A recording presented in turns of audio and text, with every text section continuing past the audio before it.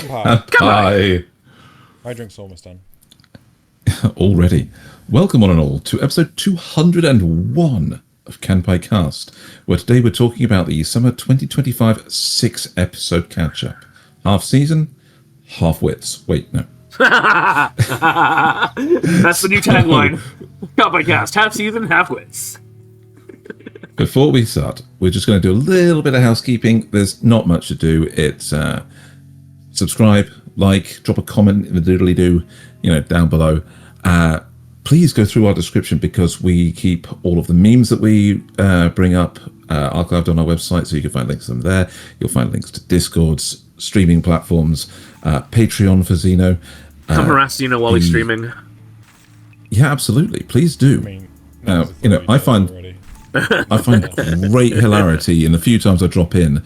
Because who really wants to see him? He's just added a new TTS feature to his stream that you can abuse. Yes, I replayed the entirety of the Superstore sketch for him. It was great fun.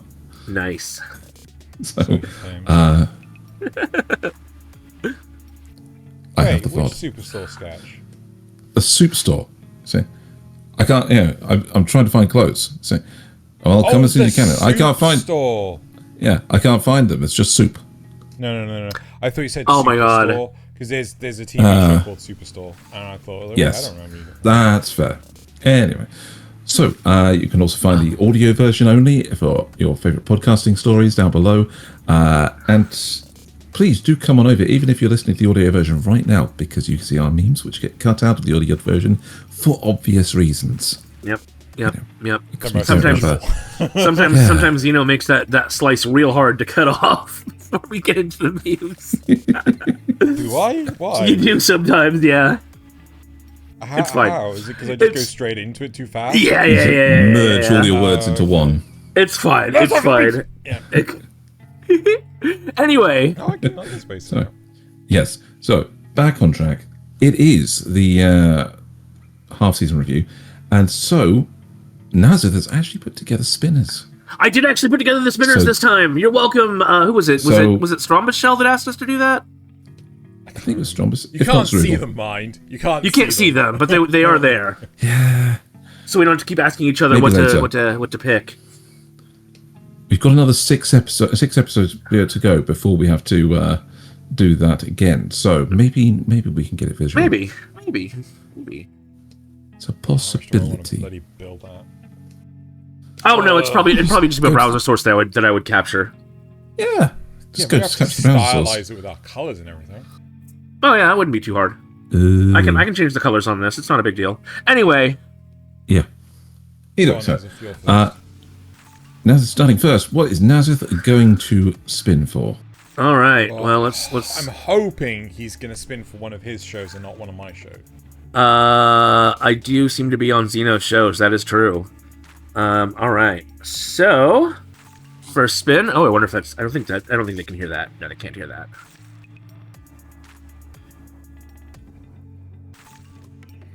Sakamoto Days. It is Sakamoto Days. I think if I do that, it gets rid of it. Yes. Sweet. Cool. So, Sakamoto Days. If somebody would kindly hit that one for me. A hot second. There we go. So this is obviously part 2 of the first season. So technically, I probably could have left this one until the end of the season, but no. It has not changed for me. It is still a must-watch 4-star. Nice. 4-star. There we go. I mean, everything about this season has kept up its quality from beginning to end. I love that there is a hotline to call the official assassins from the JAA. Like, they run it like an actual, maid service company, essentially. It's crazy. The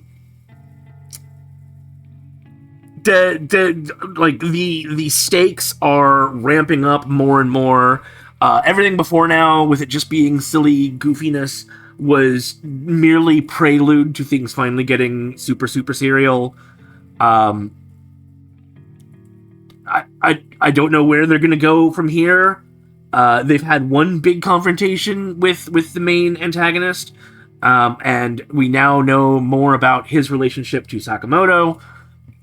But, like, aside from turning yet more people to his side, in a case of the boss when you fight them versus the boss when they join your team, it's just kind of it's sort of the same in a lot of ways, but they're no longer spending as much time at the store. They're out doing more things.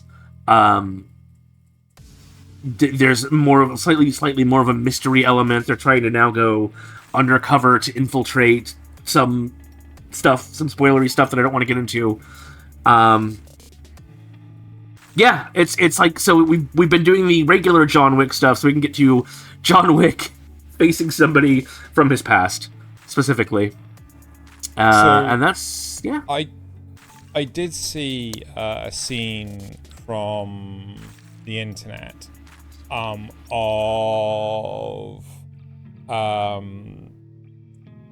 trying. I don't think this is a spoiler, but basically it involves his family in the store.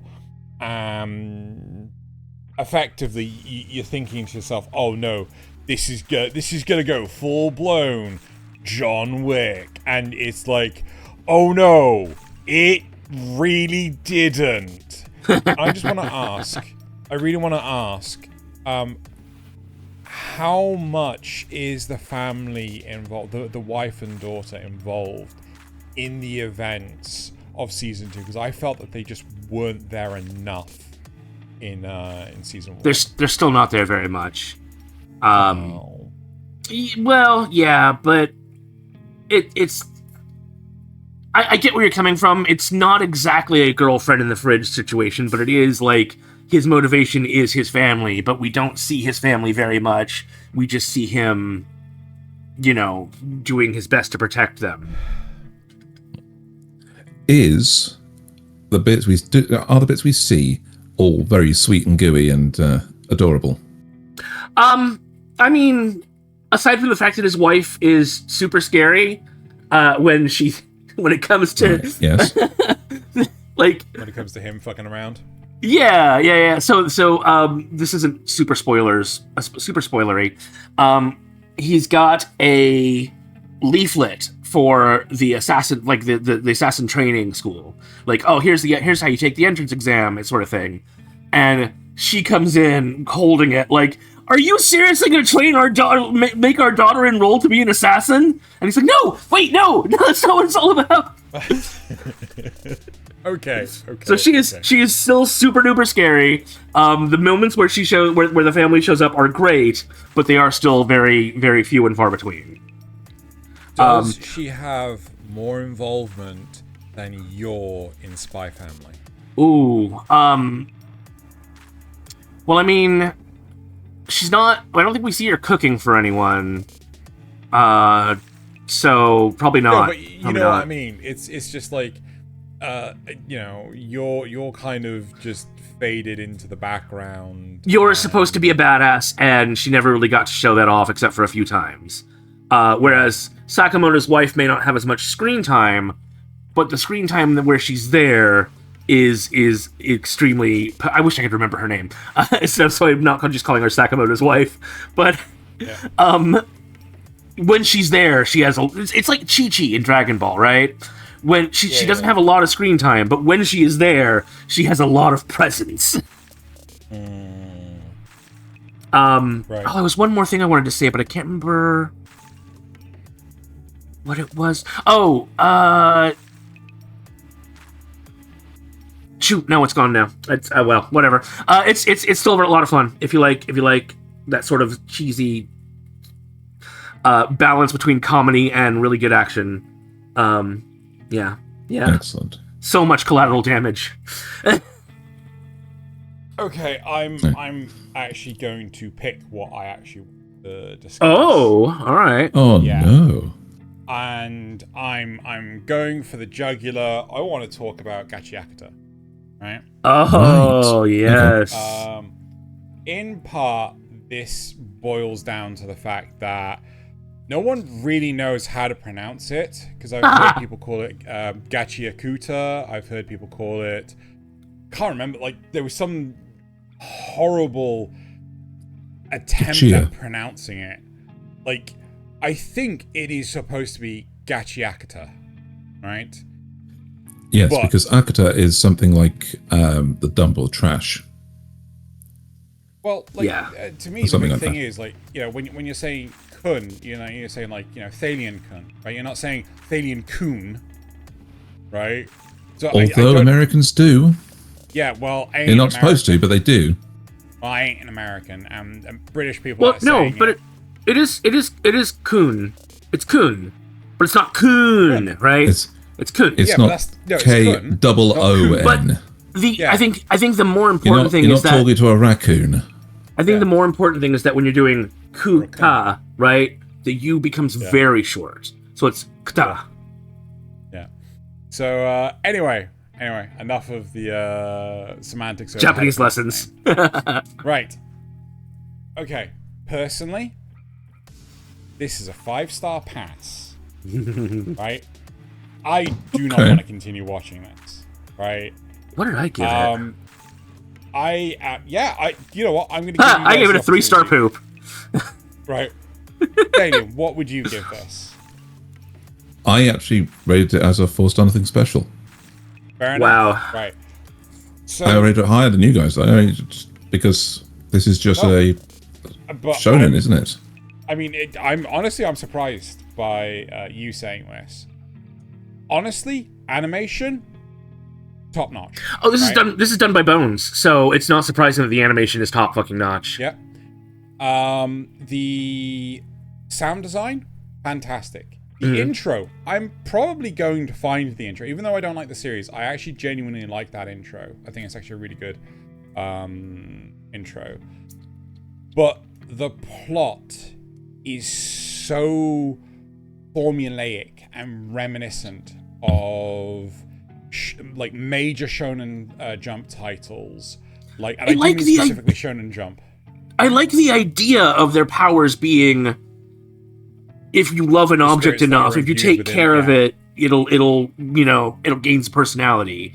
But the way they do that with him just being the super specialist, special person of all, is just like, But the big thing is, like, items within, it's like items gaining spirits and things like this. This is a huge part of Shintoism, right? Yes. Like, yeah. Everything has its own form of deity, right? So, like, in Shinto teachings, they believe there are, like, thousands upon thousands of deities. This is like in going from Mononogatari, Malevolent Spirits Mononogatari, where objects have, like, can become spiritual entities. Yeah. So, my biggest issue with Gachiakuta is the plot pacing is really bad. I watched the episode just before we started recording because it was the 6th episode, and when it got to the end of the episode, I was like, is that it? Is that all we're fucking getting? Are you fucking for real? Right? It looks fantastic, but fuck all happens. My biggest problem is... Sorry, no, continue. This is your review. I'm going to shut up. The fact that we're 5 episodes in, and we're already having fights that are spanning multiple episodes, isn't appealing to me in the slightest. Like, Naruto didn't start doing that until episode 110. Yes, I fucking counted, right?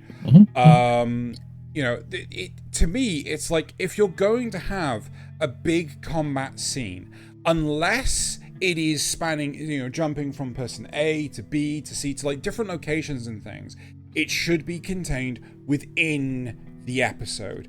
None of this cliffhanger bullshit, wait till next week, right? I fucking hate that.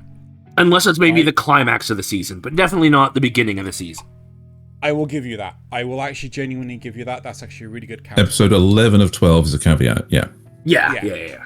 But it doesn't captivate me. Like, the number of times, like, I'm watching the fight and I've caught myself just doom scrolling on Instagram. Like, wait, I'm supposed to be watching this. Fuck, what the hell?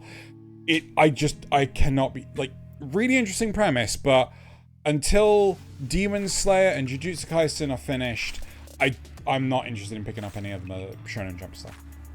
I think my biggest problem with it is that the moralizing is incredibly heavy-handed, which maybe they it's so the show is all about how we live in a disposable culture, and we're taking advantage of lesser nations to make our own disposable culture, you know, where we just use something and then throw it away and we don't take any care of it after at all.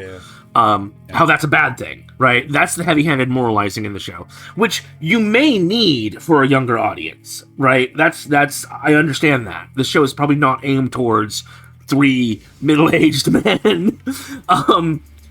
But that said, for 3 middle-aged men, this is not the kind of show that you're necessarily gonna want to watch because of that. I think teenagers are gonna love this. I think teenagers are gonna, and they may need that sort of obvious, heavy-handed teaching. But for your more cultured weeb, more veteran weeb, more veteran. There we go. Veteran's a good one because culture is something else. So, right. There is some things that I like about this one though.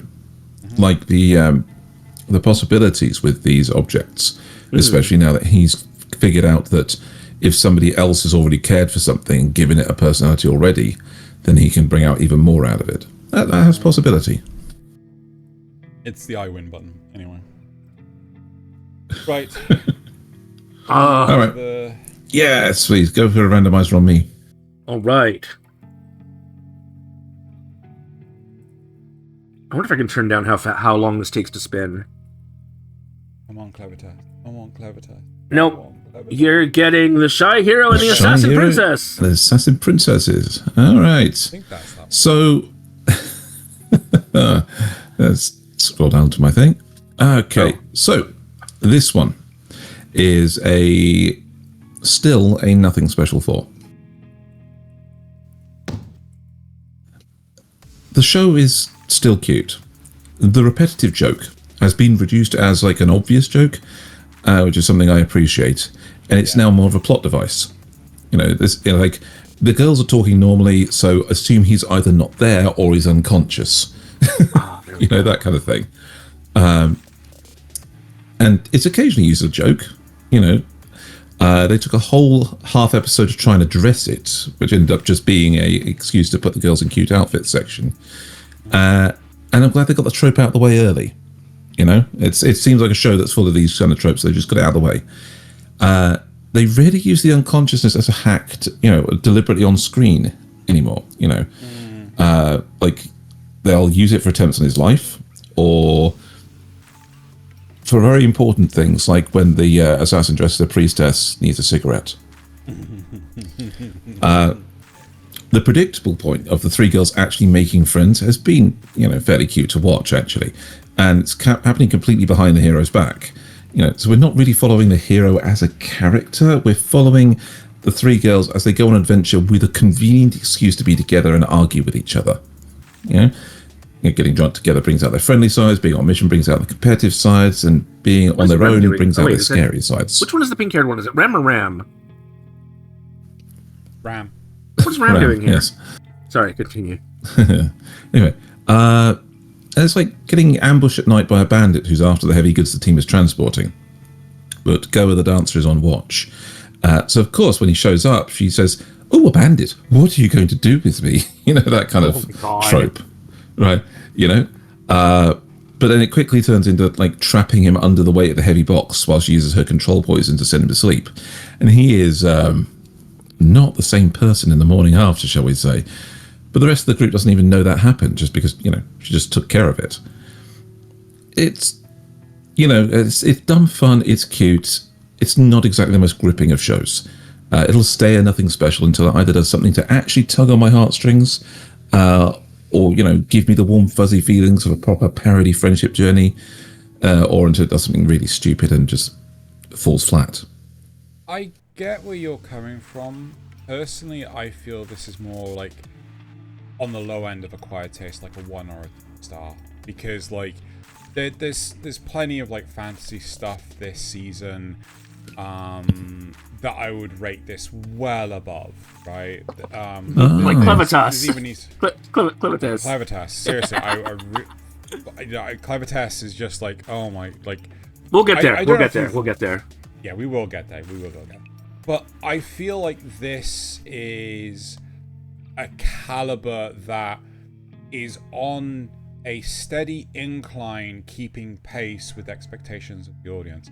Like, there's some shows that are like, this is just rinsing and repeating the same thing over and over and over again. But I feel that this one, I'm so glad that they dropped the whole him getting flustered and thus unconscious instantly. Every 5 minutes. Yeah, I'm so glad that that's done. But yeah, you get the idea. That's a fair point. Right. So yeah, it may actually do something nice and improve in my eyes. For me, this one just doesn't seem to have anything really all that special going for it.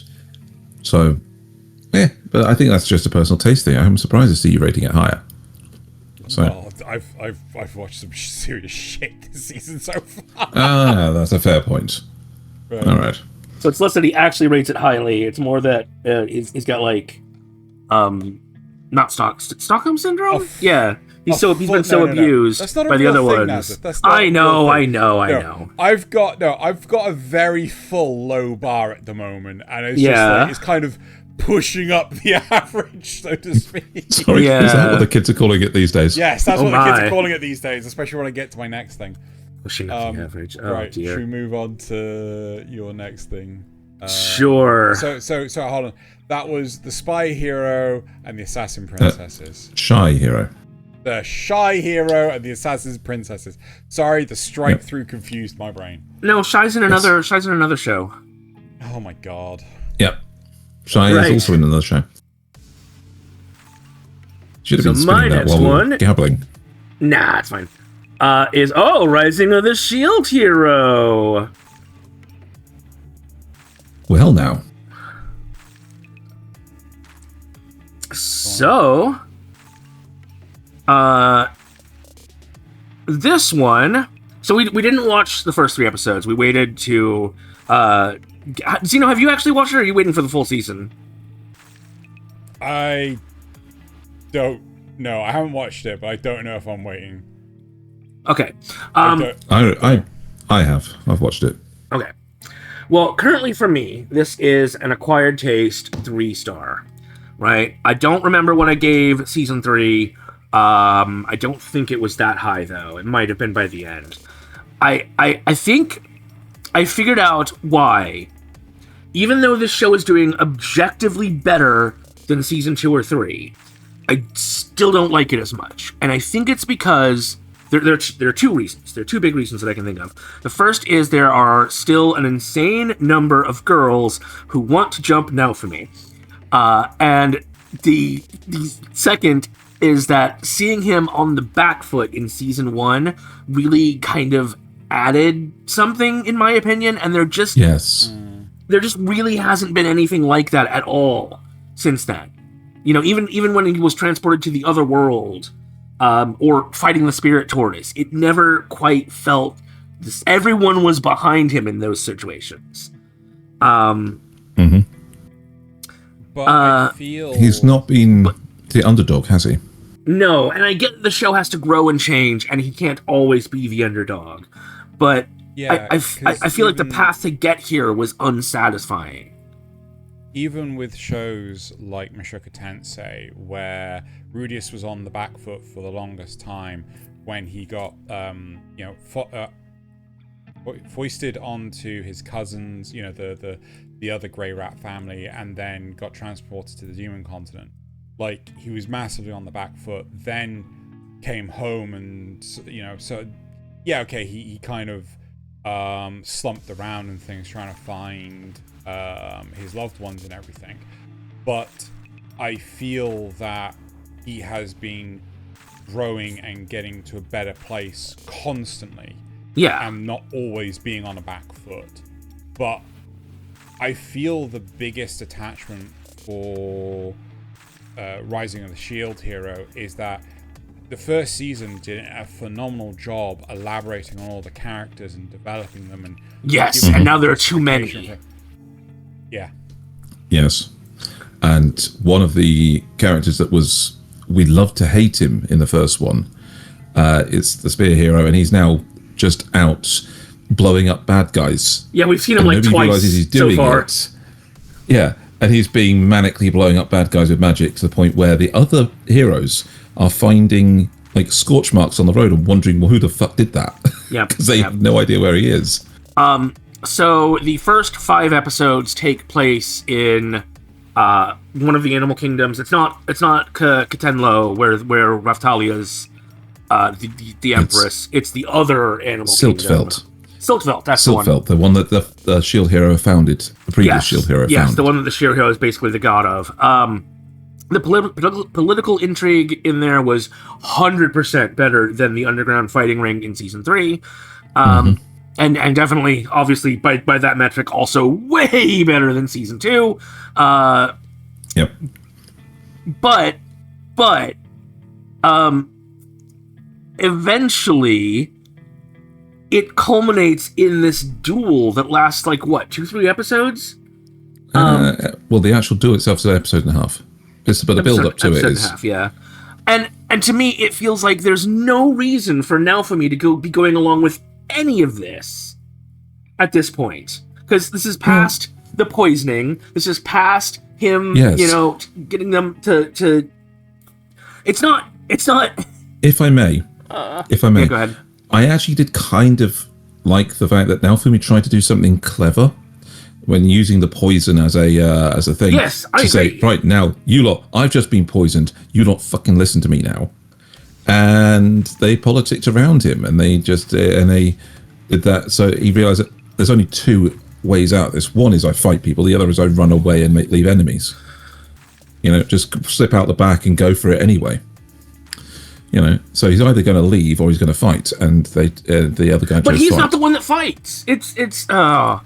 Anyway, I think it felt contrived to me. It felt like a contrived way to try and develop the 2 White Tiger kids, which I don't care about the White Tiger kids. So that whole subplot just whatever. Yeah, that's kind of cute. She's kind of fun. And they made the other one do things. They did introduce best girl of the season, though. In the form of that poor Minotaur girl that Naofumi turned down. Oh, God. Her poor heart was broken. But I still don't feel like it should have taken 5 episodes in the way it did for that arc to resolve. Also, there's a section with CGI Philo. It is as absolutely cursed as the opening where we see them riding a CGI dragon. And hopefully now that we're in Katenlo, with a much more manageable party size, at least for now, things will get a little better. But I wish we hadn't taken 6 episodes to get here. Yes, absolutely. So, are you going to make the prediction as well, Nasuth? What prediction? We've seen 2 scenes with the Emperor of Kutenlo, right? Oh yeah. And I'm predicting it's going to be Raphtalia's twin. That it's going to be a physically twin, but she's probably going to be a cousin, like literal, like daughter of her. No, uncle I think she's going to be an actual twin that they had to leave behind. The reason, because when you've got this sort of thing going on, there's a good chance that if they had two children, right, and one of them is the older one, then the other both of them are actually at risk, right? Either, especially if they're different mothers, they could be different mothers. Because concubines and whatnot. There could be assassination plots against the older one or against the younger one, and so her parents may have tried to, or like maybe they weren't even her parents, who knows, tried to secret her out of there to save her life, essentially. Yeah, it could have been. It's definitely the evil Grand Vizier running everything, though. So. Oh God, yes, yeah. She's so clearly just, ugh. Anyway, Let's round that up. Rising of the Shield Heroes, season 4. I have no idea what the fuck they just said. I just went. But did any of it intrigue you into wanting to watch it, or wait? Like, I didn't understand any of it. I didn't understand any of what you said. It was just like, there's so many terms in there that I'm just like, okay. Katenlo is where Raftalia is the royal. Leave it. Don't care. Okay. Right, All right. move on. There you go. It's unfortunate, I know. I mean, it's season 4, so there's going to be some terminology you're not going to understand. Right, hit the button. Sorry, I forgot to do that. There is one show I do want to talk about, but let's. Wait, which one did you already watch? Or did you already do? You've already removed it. I did Gachiakuta. Okay. I remember. It actually remembered.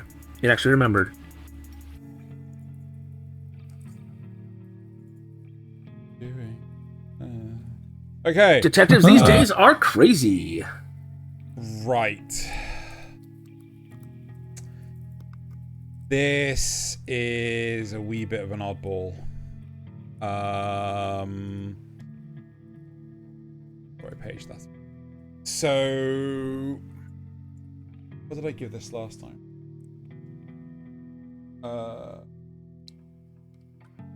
Yeah, this is Nothing Special 5. Nothing Special 5. I think I'm going to drop this down to Nothing Special 3. Right? Oh my. Wait, that's the wrong button. It's a funny series. It's a funny series, but it is very much heavily inspired by... Well, what's the 4-panel manga script? 4 comma manga. 4 comma. There you go. Yeah. The stories that happen... so each episode consists of anything between 1 to 4 stories. And majority of the time, they're zany to the max. They are... I don't know if this is purposeful or...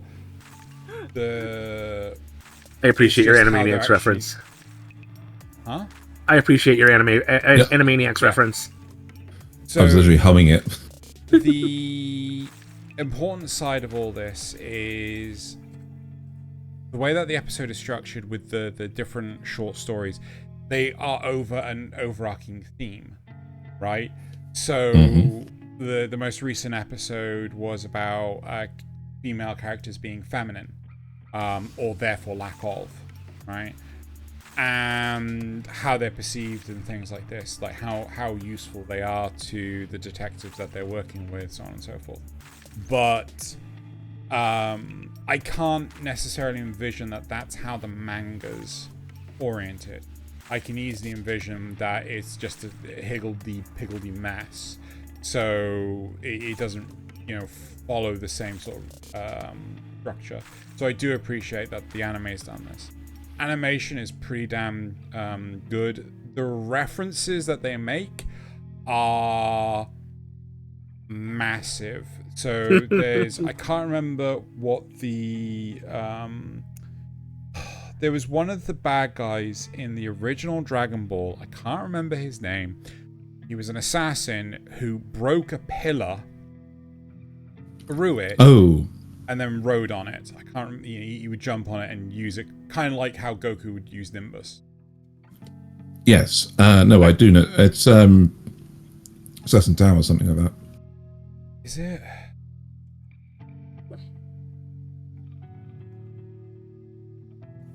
Nasuth, to Google. That's gone. Well, no, that's not the Assassin Tower. No, that's Mercenary Tao. Mercenary Tao. Tao Pai Pai. This one, yeah. Mercenary Tao. Yes. Yeah. Oh, that guy with the ponytail. Okay. Yeah. Literally, there is a reference to this in the most recent episode, and unless you've watched Dragon Ball, you're not gonna bloody get it.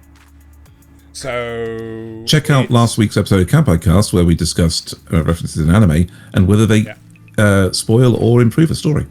So which has more references? That show, Dan or Nyaight the Living Cat?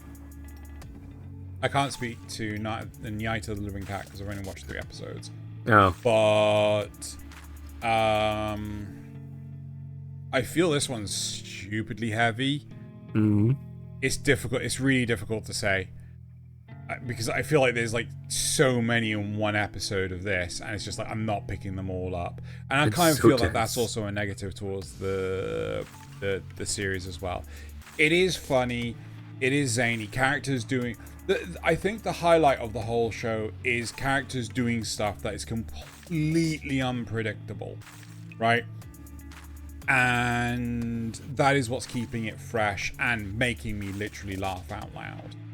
So, but this isn't going to be for everyone, you know. So that's pretty much it. That's detectives these days are crazy. Is it kind of like how Saito started out very kind of random with little stories, but then by the end it all kind of came together? Do you think that could be something similar? It could, but I think. But at this point, it just feels like the randomness. Okay. Yeah, it just feels like little stories. Yeah. Okay, that's cool. Spin me, Nasuth. You'll have to spin me. Nobody spins a Scotsman. Wait, no. You get Lord of Mysteries. Ooh, Lord of Mysteries. Okay, this one. I absolutely am loving this one.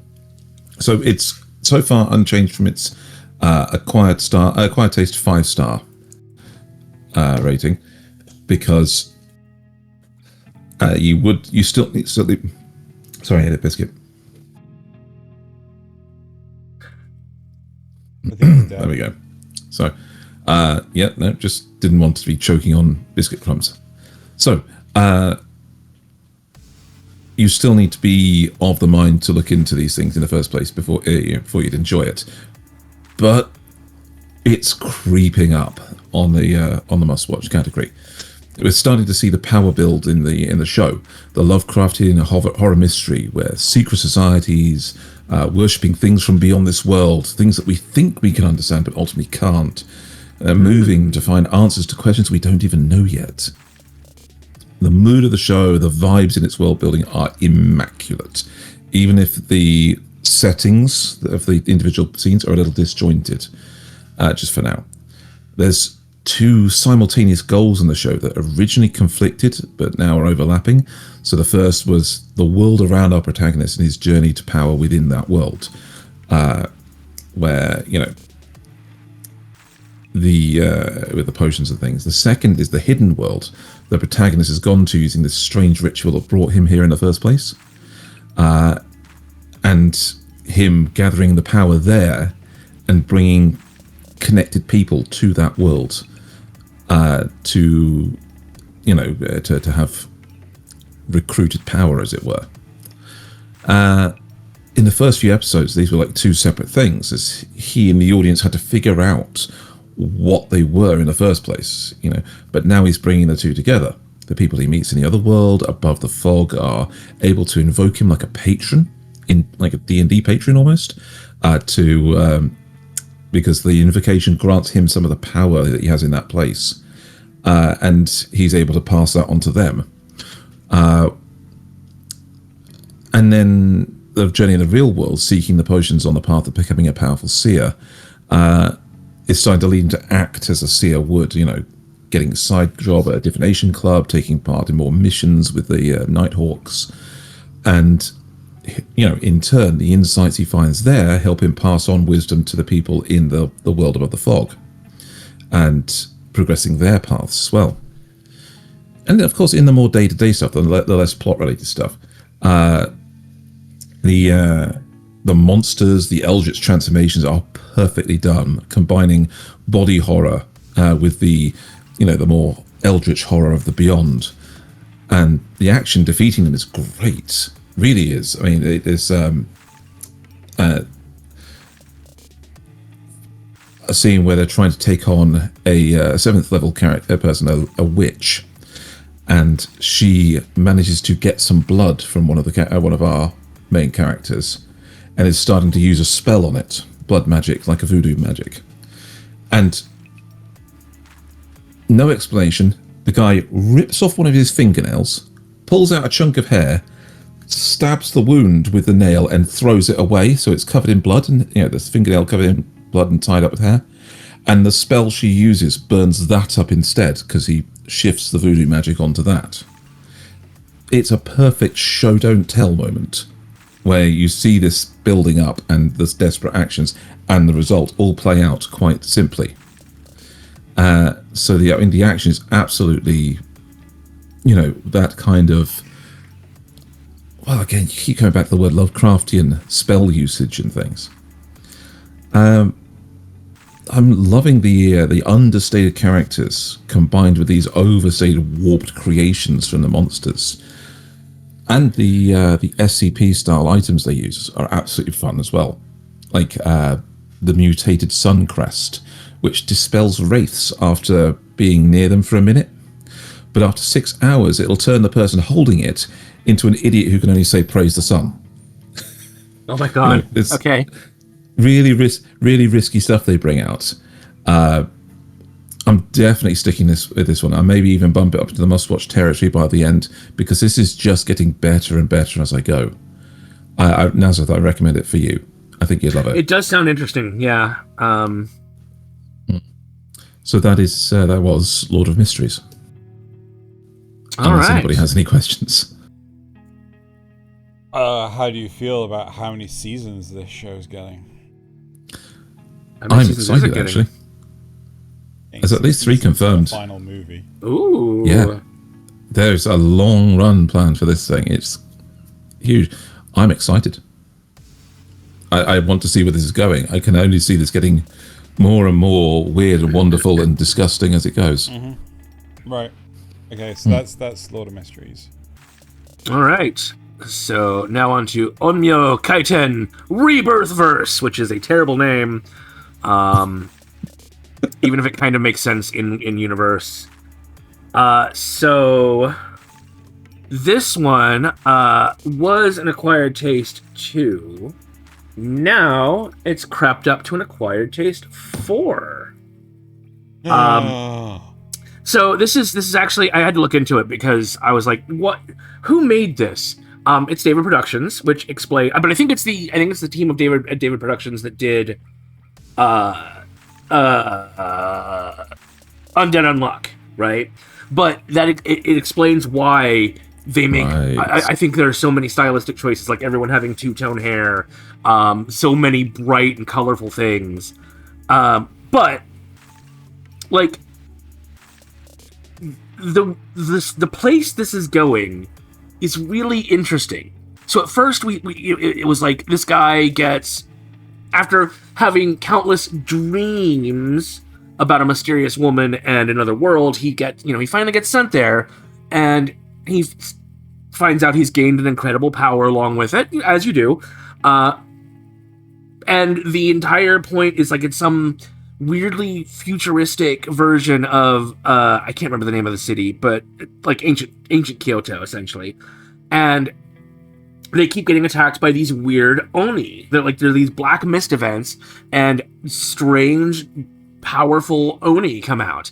And so they use their own shikigami, which they can put it's like a giant doll that they can imbue with power, because they're essentially sorcerers, for lack of a better term. And it puts their minds into it, kind of. So they're actually piloting it from inside, but they're not actually inside of it. And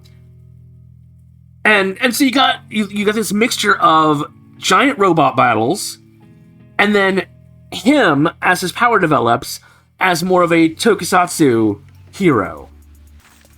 So it's got little bits of Kamen Rider, but also Gao Gaigar or something, which is a really interesting mix. Wait. Do you mean Gao Gaigar, or do you mean could be Ultraman? Anything that has a giant robot as its main focus, rather than a Sentai team or things like that, right? Right. Ultraman I can give you. I don't know if I would say Gao Gaigar. Maybe not Gao Gaigar. Gao Gaigar is probably not. Is particularly tokusatsu. Tokusatsu. It's really hard. I don't know. It's really hard to tell. Either way, Okay, the point is we've got giant robot Tokusatsu and Henshin Hero Tokusatsu, right? Yeah. Yeah. And then there's a twist that I do not want to give away, but there's a twist when they have what's called the Millennial Festival, because it's like once every 1,000 years, an Oni god will attack, and they have to repel it. And what we find out during that is, like, it kind of fits with what I suspected, but is also more than I suspected. And I am so excited to see where this goes now. Because it's no longer just a time loop, right? We thought it was just a time loop. Where every time he died, he would reset to the same point in time with ever so slight differences. And then events would play out, slightly different depending on his actions. But it's so much more than that, and I fucking love it. Okay. Yeah. And the aesthetics of the festival itself are so David Productions. If you understand what I mean, then you'll understand what I mean. But yeah, I'm really enjoying it. I was surprised because I thought this was just going to be another typical shonen, what have you. But it's surprisingly been more than that. It's not amazing. I don't think it'll ever be must-watch territory. But man, I'm really enjoying it. It's kind of weird that you're giving Onmyo Kaiten 4 out of 5 acquired taste. Yeah. You gave Rising the Shield Hero 3 out of 5 acquired taste. But it sounds like you enjoy this so much more. Yes. Because, well, for starters, we've had... This is the 4th season of Shield Hero, and it's never hit... What I'm saying is, there's 1 star difference. Right? Oh. So it sounds like you like this one much, much more. Yeah, but I'm still being cautious with this one because... Fair. Like, it might hit a 5, it might even hit a must-watch 0, but I don't think so. Okay. Whereas Shield Hero is so established, I can be pretty sure that its quality is going to stay either the same or plummet. So... Fair. Right, should we move on to the next one? Yes! Again, that was Onmyo Kaiten ReBirth Verse. And you've given me Ugly Mug Epic Fighter or Busamen Gachi Fighter, right? Indeed I have. So, last time at the 3-episode rule, I gave this a must-watch 1. Mm-hmm. I think I'm going to drop this to an acquired taste 5. Right? I loved the first 3 episodes so damn much. I have not had the opportunity to watch the 7th episode because so many of my shows come out on the bloody Sunday. It makes it really, really difficult. But wait, there is obviously... mishear that rating? Why is acquired taste 5? Why? What do you think I said? I thought for some reason my brain heard must watch. I thought, well, hang on. No. It was a must watch 1. Yeah. Right. It was a must watch 1. And it's now gone to acquired taste. Okay. 5. Yeah. So there is obviously something definitely going on with the group, with the relationships between all the characters. The implications that everyone's special notes have is really interesting. Special notes? Wait, what? So in their like character creation, so to speak. So like before they go to the other world, they get the opportunity to set up their characters, right? This was in episode 1, and when they do, they can specify like the special note. So for example, our main protagonist is like, if a woman ever touches him, he takes 15% of his total life as damage, right? Okay, so that's what they consider a special note. All right, okay. Yeah, it's like on your character sheet in Dungeons and Dragons and things like that. So, but it's not just typical downside, like negative trait stat. It's something that they've added specific. Like, is it always a negative trait stat for the special note? No. So, but the important thing is it's enforced, right? Right. So if you take a negative trait, you get experience points for it that you can spend at character creation. And he created such a negative set of traits that he had, like, I think trillions of experience points. But those aren't his special note. Those are separate from his special note. Those are the special notes. Those are his special note. Okay. Right? Okay, I'm with you now. It's like a text area you can just fill in. But the point is that he got these trillions of points, but didn't have the time to spend them because he spent so much time writing his special note. Yeah. But one of the things about his special note was that whenever he killed anything, he got like was it? Oh god, I can't remember. A bajillion experience points. Yeah. Yeah. You know, so basically he maxed level after killing one thing. Right. But it is interesting how the characters are forced to go through their special note, right? And so we get to see more characters, we get to see more of the situations involving their special notes and things. It's really interesting. Wait, one more question. I'm so sorry. I'm interrupting you so much. I'm stretching this out. That's fine. When you say that they're forced. Yes. Does that mean if he wrote down, you know, if I touch a woman, I will take damage? Is he forced at some point to, like, does he have to at some point touch a woman? No. So I'm going to give you a working example from the show, which happens in episode, I think, 4. Basically, they encounter a character that says, I will kill every beautiful person. So as long as they consider the person in front of them, or every beautiful woman, as long as they consider the woman in front of them beautiful, they have to do it. Have to kill them. Right? Okay. So it's less forced and more enforced, but I get what you mean, because they are now forced to do that, whether they want to or not. He said enforced at the start, so he did, but then I think he changed it to forced, and so that was what confused me. Anyway, I'm so sorry. That's Xenoism. Don't trust Xenoisms. So the show is good. Like, I am enjoying it, but it's not the fastest paced thing ever, and we are having a non-zero number of stories that are spanning multiple episodes. So, you know, it's not the worst sixth thing. episode. No, it's not the worst thing, but if it becomes frequent, it does become a bit of a detriment if there's no dramatic payoff. Yeah.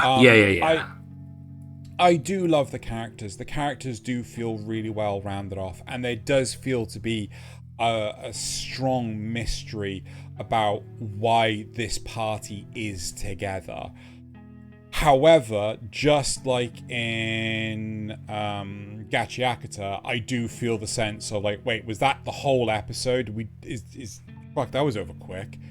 So they do like to linger, they do like to pose, they do like to have a lot of monologues. They do like to have a lot of long-winded conversations, a lot of deep brooding stares. That's probably actually inaccurate, but they do like to... And as a result, it just drags it out. So, yeah.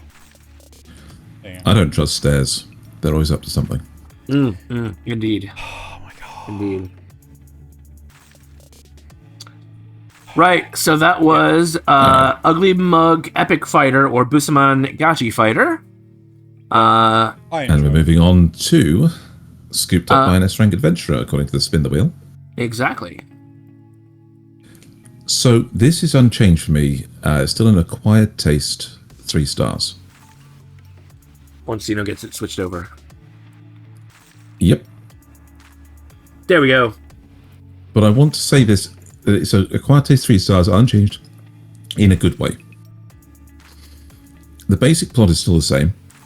The show is just doing it without the overtly silly things that so many of these, kick from the heroes parties show do.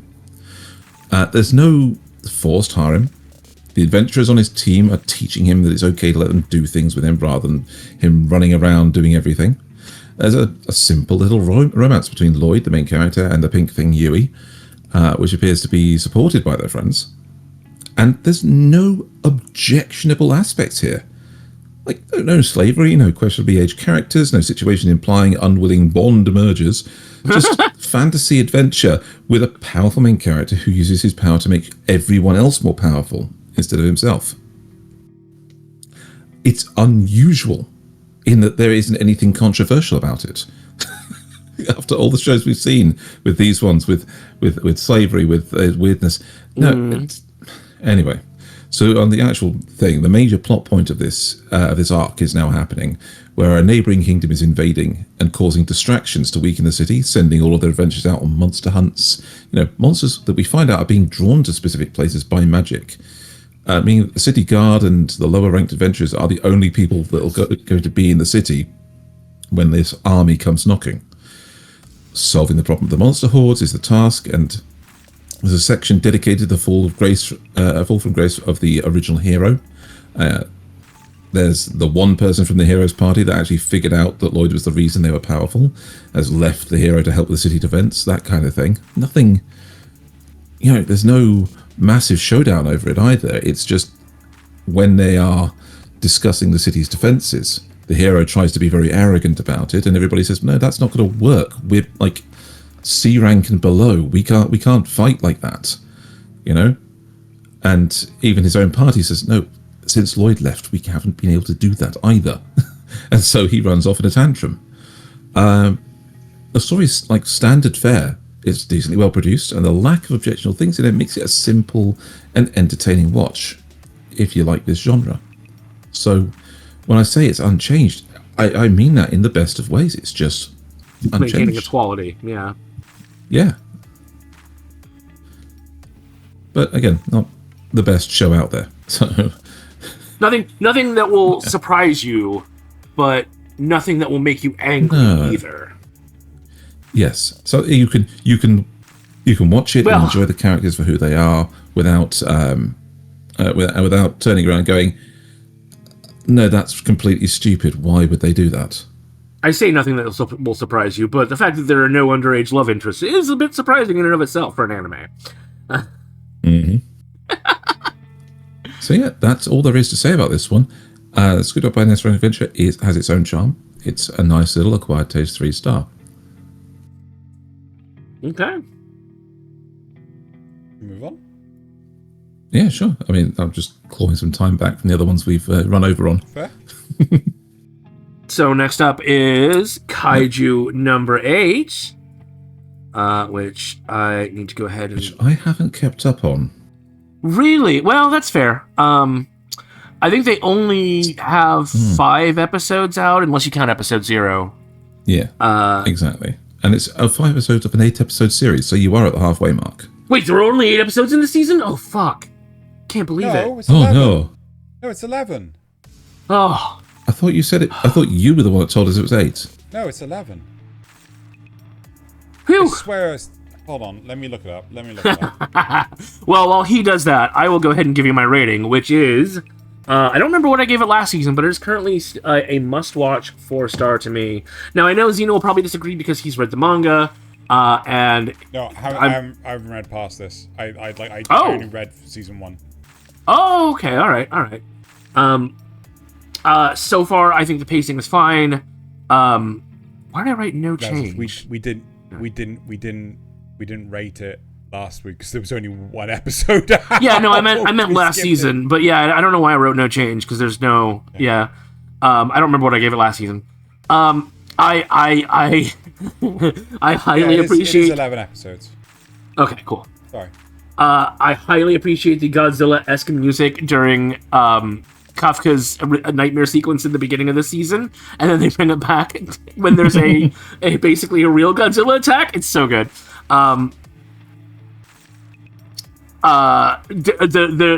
There's a bug attack That's going. So this entire section is basically covering one massive fight by in the city, right? And I know I said 5 episodes was too long in Shield Hero, but with this, because there are so many characters that they're having to go between, it feels more natural. Like what Zeno said, where you've got more characters, you're not just focused on one or two. You've got a lot of stuff, a lot of moving parts in this. And the bug attack is way better than anything in Solo Leveling. Just gonna say that right now. This is some actual fucking aura farming here with that is substantive. I love the woman that's just casually carrying around a minigun, because we all know bitches love cannons. They do at that. The only downside is we're dealing with a section where it's the hero doesn't trust himself because of what happened at the end of season 1, right? And I get that. I get that it's necessary, but it's also so overdone in so many of these stories that it's kind of a downside, or it could be a downside depending on your view of it. But again, it also makes sense because look at what he did. But when he does finally get over it, there's we start doing some real showboating, followed by some real Zerum shit that I don't want to get into because it's spoilers. But if you know about Iria and Zerum, you might be able to guess what happened. And this could be the Kaiju Defense Force's lowest moment. Unless they get, we might start to, in every hero story, you got the lowest moment and then you start going back up again. We might be there. Unless you're Saitama, yes. We might be at that point, or they might be able to go even lower. I'm not sure, but this is definitely a real low point for them, where episode 5 ends. And I cannot wait to see how they move on from here. Kaiju number 9 is a nightmare. Just an absolute nightmare. And I love it. I love it. Order. Uh-huh. Saitama did have his slow period. It was when he got attacked by a giant crab with a pair of underpants on. It was when he couldn't go out. Then he became a hero. He wasn't a hero then. It was so he couldn't go out for to the sale because he had to miss it. Oh yeah, because he nearly missed that sale. He got there.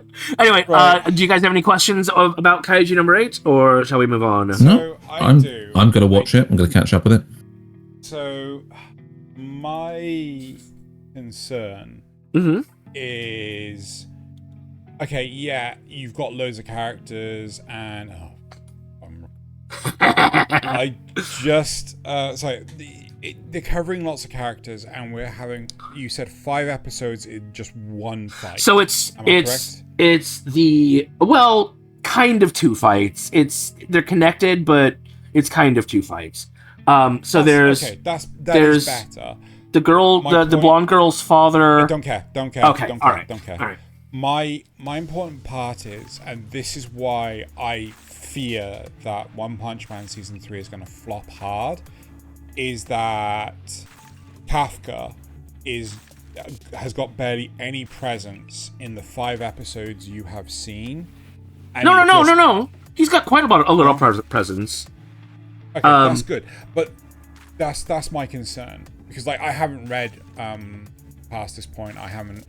I'm not watching this season. Yeah. Even though they're shifting around between them, he's still sort of center stage.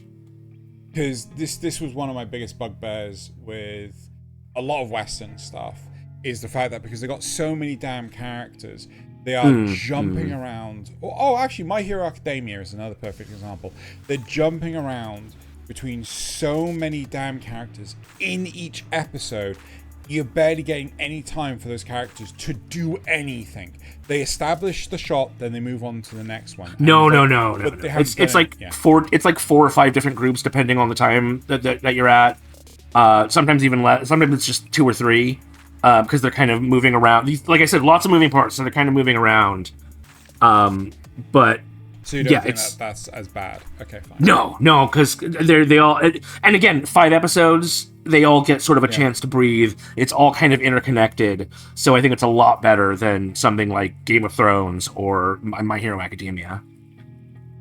Did they ever introduce the there was a character that Kafka becomes responsible for, I can't remember if he becomes a subordinate, but basically he's working with like the scientist, and Kafka has to keep her on track the entire time, and she's notorious for like living like a pig and things like this. Did they ever introduce that character?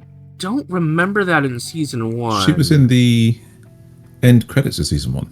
Yeah, she was in the end credits, but like, but she like never.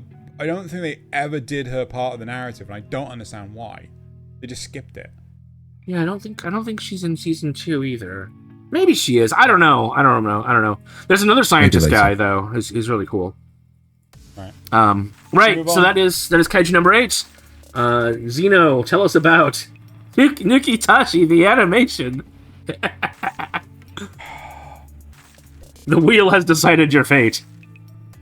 So, you know when you think to yourself, do you know what's a good idea?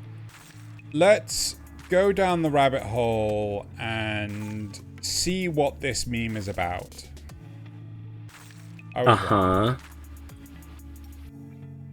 Nukitashi, the animation.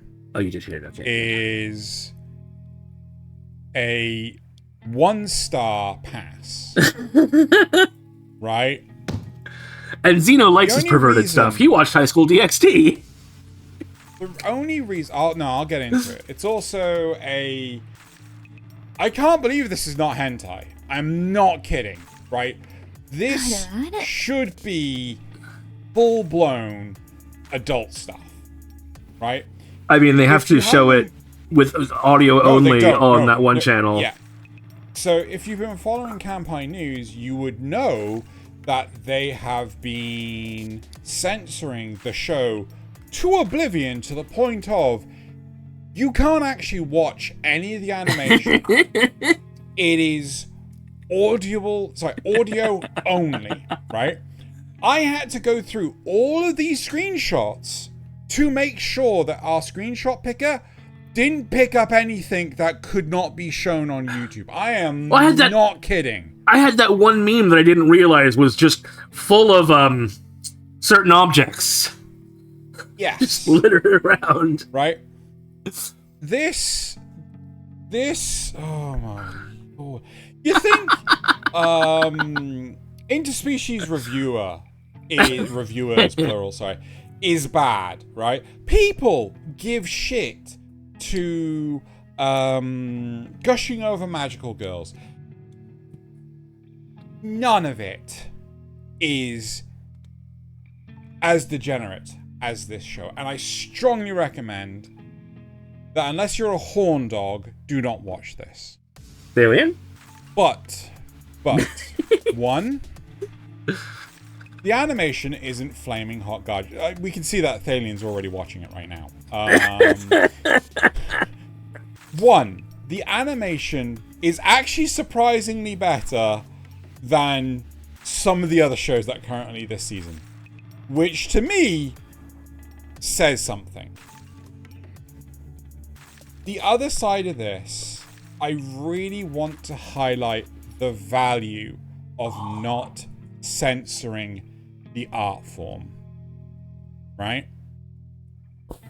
I think it is important as a statement that art takes a wide variety of forms and isn't just what is socially acceptable. Art is meant to be both enjoyable and challenging, depending on the artist's intent.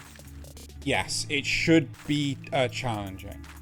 And I think with content like this, we can express creativity in other areas that isn't just copy paste Marvel and DC slot, right? Like look at the I think it's like, you know, widely accepted that the Star Wars sequel trilogy is just slop.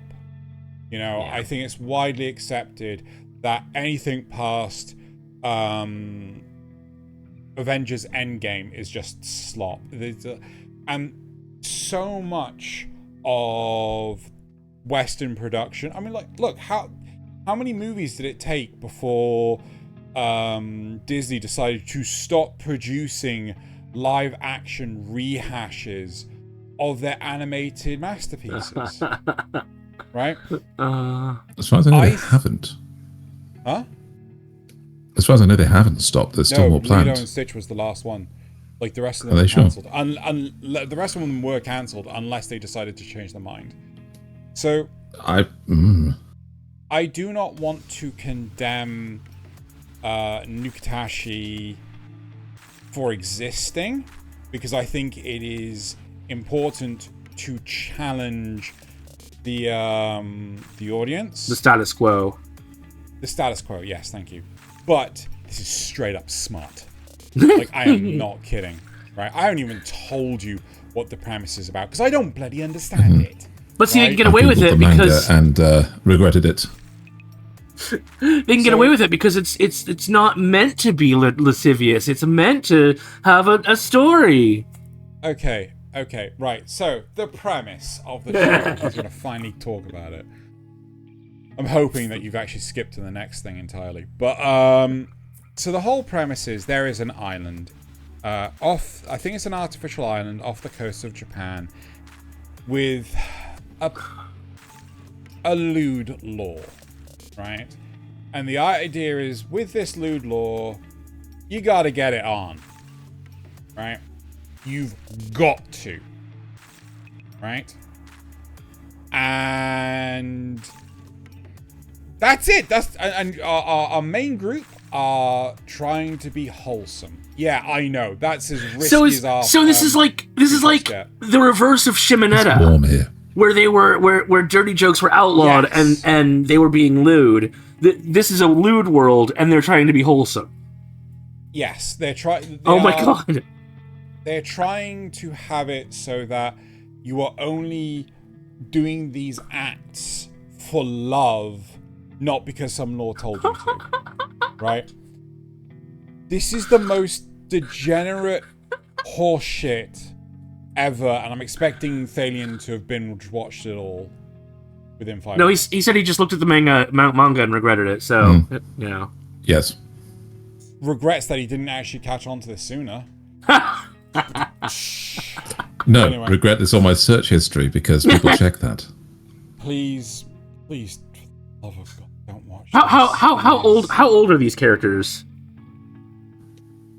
Well, they're in the latter part of high school, so there's an argument that they are 16 the fifth. Oh dear. To 18. Dad, what are you doing? Because their high school ends at 18, so there's an argument they could be of age. Yeah. They are, because Japan's consent is 16. Yes, but there's also the you can't show or pay for anything below 18. Anyway, yeah, I mean, that's consent is private. No, done, not public. Done. Shall we move on to something slightly better, so slightly better? Reborn is a vending machine. Oh, excellent! Reborn is a vending machine. I now wander the dungeon. Season 2, in fact. Before you get into that, do you remember when I was talking about, like, I've seen some serious shit this season to actually push the shy hero and the assassin princess? Yeah, did you try watching this? What? No, he was talking about Nukitashi. That was Nukitashi, okay. So, hold on, I'm trying to find it.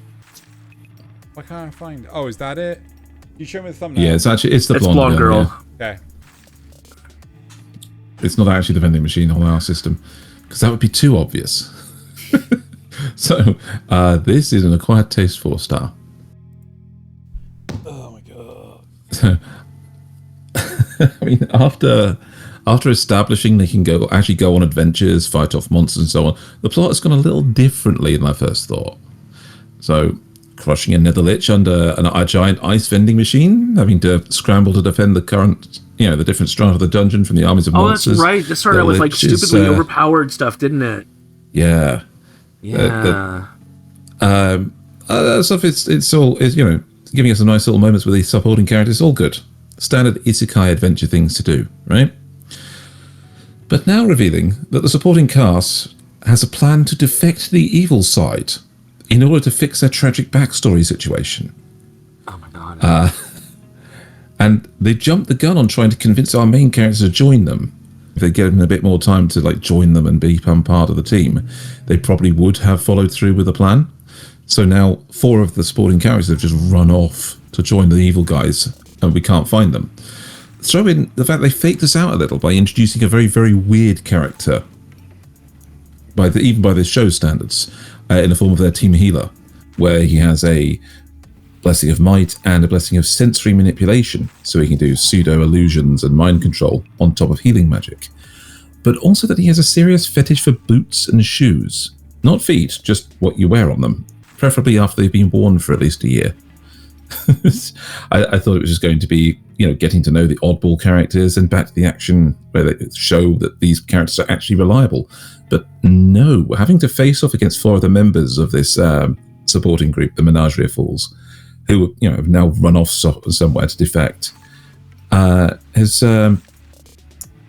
really thrown this plot for a loop for me. I'm not sure where they're going with it, and I'm kind of interested to see where the rest of it goes. It's not a usual take on things for this show, so we shall see. I like it. It still just sounds way too ridiculous for me. It is fairly ridiculous, but that's what's making me enjoy it. I like isekai where the character is definitely not taken seriously in any way, shape, or form by the audience. He's a vending machine. Yeah. You can't take a vending machine seriously. But I think the problem is that, to me, in season 1, I could get one of the characters being madly infatuated with him, but when more and more characters were just becoming madly infatuated, it's just like, so it's an Eminence and Shadow situation. Oh, maybe I would enjoy it. Well, no, because it's like, I don't understand how, if it was to the degree that you see in season 1, you think that it'd become like a religious icon, they build a church around it, and or put it in the middle of some square, but it's not. It's just like, it's just up against the Adventurers Guild, and carried around by the girl on her back, and up against the outside front fence, and other places in town wherever he's needed. I thought he was only up against the front fence for the first night or something. No, they bring him back and forth. It's one of Lamas's favourite things to do, is to carry him around, because she suddenly feels balanced because she's carrying the extra weight. Because she's so front heavy. Because she's so super strong. But yes, also because she's front heavy.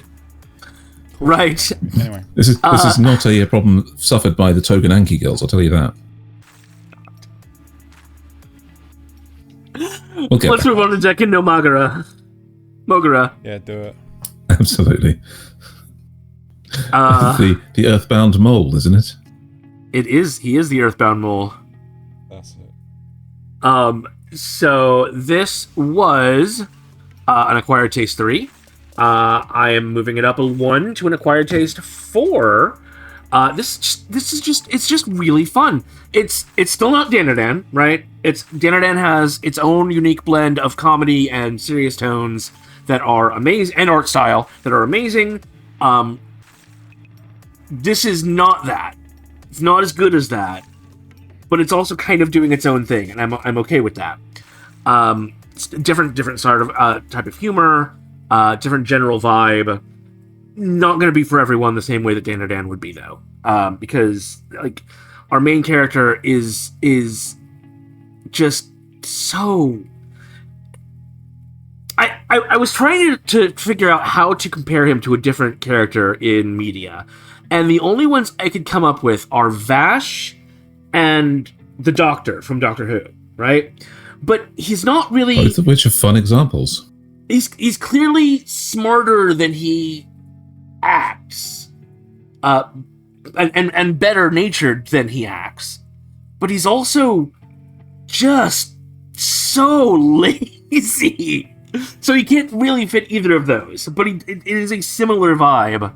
I like the fact that our empty-headed spirit magnet turns out to be stronger than the Incredible Hulk. I like that everything they say makes sense, but only in the fact that this is a kind of a fucked up world that they've built. Like animal spirits are hard to exercise, right? Can't get rid of them. Red pandas don't like sudden outbursts. Red panda ghost, right? Therefore, very angry at sudden outbursts of emotion and anger and whatnot. Magi-kun, our main lead male, very unexcitable, very sort of and there you go, perfect setup for the red panda to attach itself to him and like make him carry it around. It's great. It makes perfect sense in their fucked up little world. But the question is he also adorable? Oh yes, incredibly adorable. It's even started to look like Magi-kun, right? So now it's got little glasses red and pandas. a little jacket. Yes. Why does our main character Mogura, our from Mole, the guy who's been kicked out of the afterlife, why does he look like he's in his 30s? Because teens are too maintenance heavy. They're too hungry, which is expensive. They got to go to school, and if you're over 40, you feel terrible 20 days out of every month. So in your 30s, it's the best age to pretend to be if you're a dead person. Mm-hmm.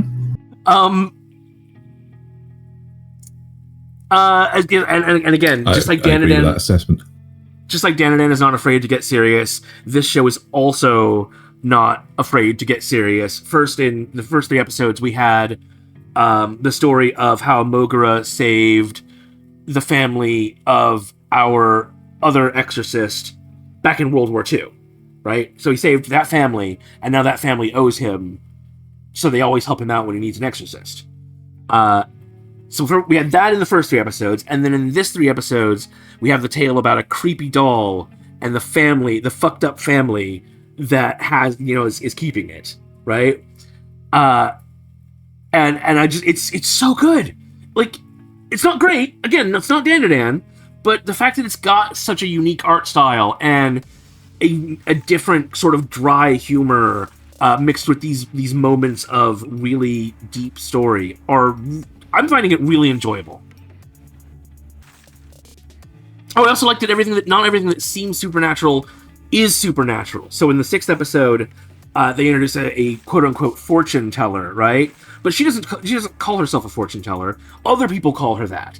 And the reason they do it is that her brain is wired kind of weird, so she puts things that she sees together in weird ways. Like she sees her friend walking down the street with, in a hurry, arms full of bags, realizes she's wearing high heels and that there is a rock she is going to trip on in front of a busy crossroad. Yells at her to stop. She's going to get hit by a car immediately after a car drives by, right? She's not psychic. She didn't fortune tell. She just put things together in a very Sherlock way, But it's not supernatural, and I like that. I like that not everything in this is supernatural. So yeah, that's Dekin no Mogura. Interesting. So, what are we moving on to next? Xeno, you get cultural exchange with a game center girl. Okay. This is a difficult one to review. I need to caveat this show with a warning. There are topics in this show that I think people are not going to be okay with, right? So this is a new one that I picked up during the course of this, and I'm gonna give this a 3-star acquired taste. It is cute. It is wholesome. It is very slice of lifey, and it is focused around a British girl who has moved to Japan with her family, and she found herself in a arcade, and basically she ends up befriending one of the staff members at the arcade. Right? Now, the warning here is that she has romantic feelings for him. He does not have them for her. Right? This has a story of, a young girl's first crush. Right. And I can readily see and or hear Twitter on the horizon arming their pitchforks. But if it's not reciprocated, that's not really a problem. No, but some people can take things out of context, and I really want to highlight this. Yeah, fair. Yeah. So, she ends up... So, the misunderstanding stems from the fact that his English is bad, and her Japanese is bad. So, he tries to talk to her in English, and basically ends up giving her... I think a keychain. And she takes it a certain way. Well, it all stems from Valentine's Day, right? Because Valentine's Day in Japan is girls giving stuff to guys. But in the Western world, including the UK, it's the other way around. It's guys giving stuff to girls. So she misunderstands this. Ultimately, they find a way to communicate to each other. He ends up learning more English and writes it in a notebook, and she learns more Japanese and she's writing it. So when it's written down, it's easier for them to, take their time. Conveying their feelings. So a lot of the events and things around this story is to do with them just hanging out and playing games. This could be some sort of like VR game involving playing as some koalas in a rainforest, and they have to tackle poachers. There's this koala character that is, the core running theme throughout the series. It could be to do with the crane game machines, where they're trying to look cool and go like, "Oh, watch this! I'll get it on the first try." And she puts the coin 100 tries later. Really flubs it. 100 tries later, very much so. Now, one thing I really, really want to give credit to this show: the girl's English is so damn good. Not only that, her English accent is so damn good. It is impressive. Do you know if they actually got an English actress? I think they got someone that was fluent in English, but she trained with CDog VA on how to pronounce things with an English accent. Oh, interesting. Right? Yeah. Right. Yeah. The stupid thing is, this has a dub. And they didn't use her for it? No, so every single time they are talking in Japanese, they have an American English accent. And every single time they're talking in English, they're talking with an English accent. Oh my word. That is depressing. How does this get an English dub and Bocce the Rock doesn't? Anyway. CDog VA.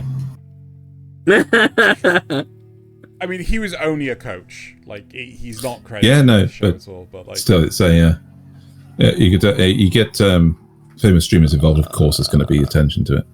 Yeah.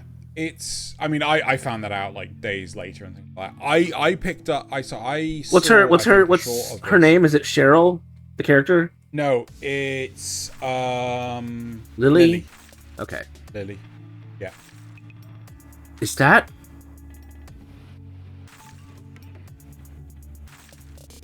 I don't know if that's the actual Japanese actress or not. It doesn't. Bryn April does not sound like. for one episode, I'd assume not. Yeah, I don't know. Anyway.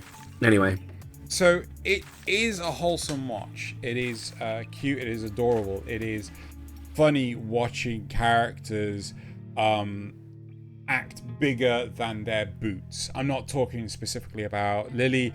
I'm talking about other characters. There's one character who thinks like she's hot shit when it comes to oh god, what's the name of the damn thing?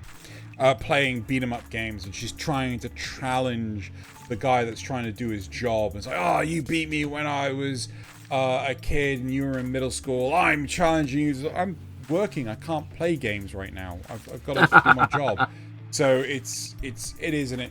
The sister who doesn't pick up that it's her brother when all he's done is he's combed back his hair and put on some glasses.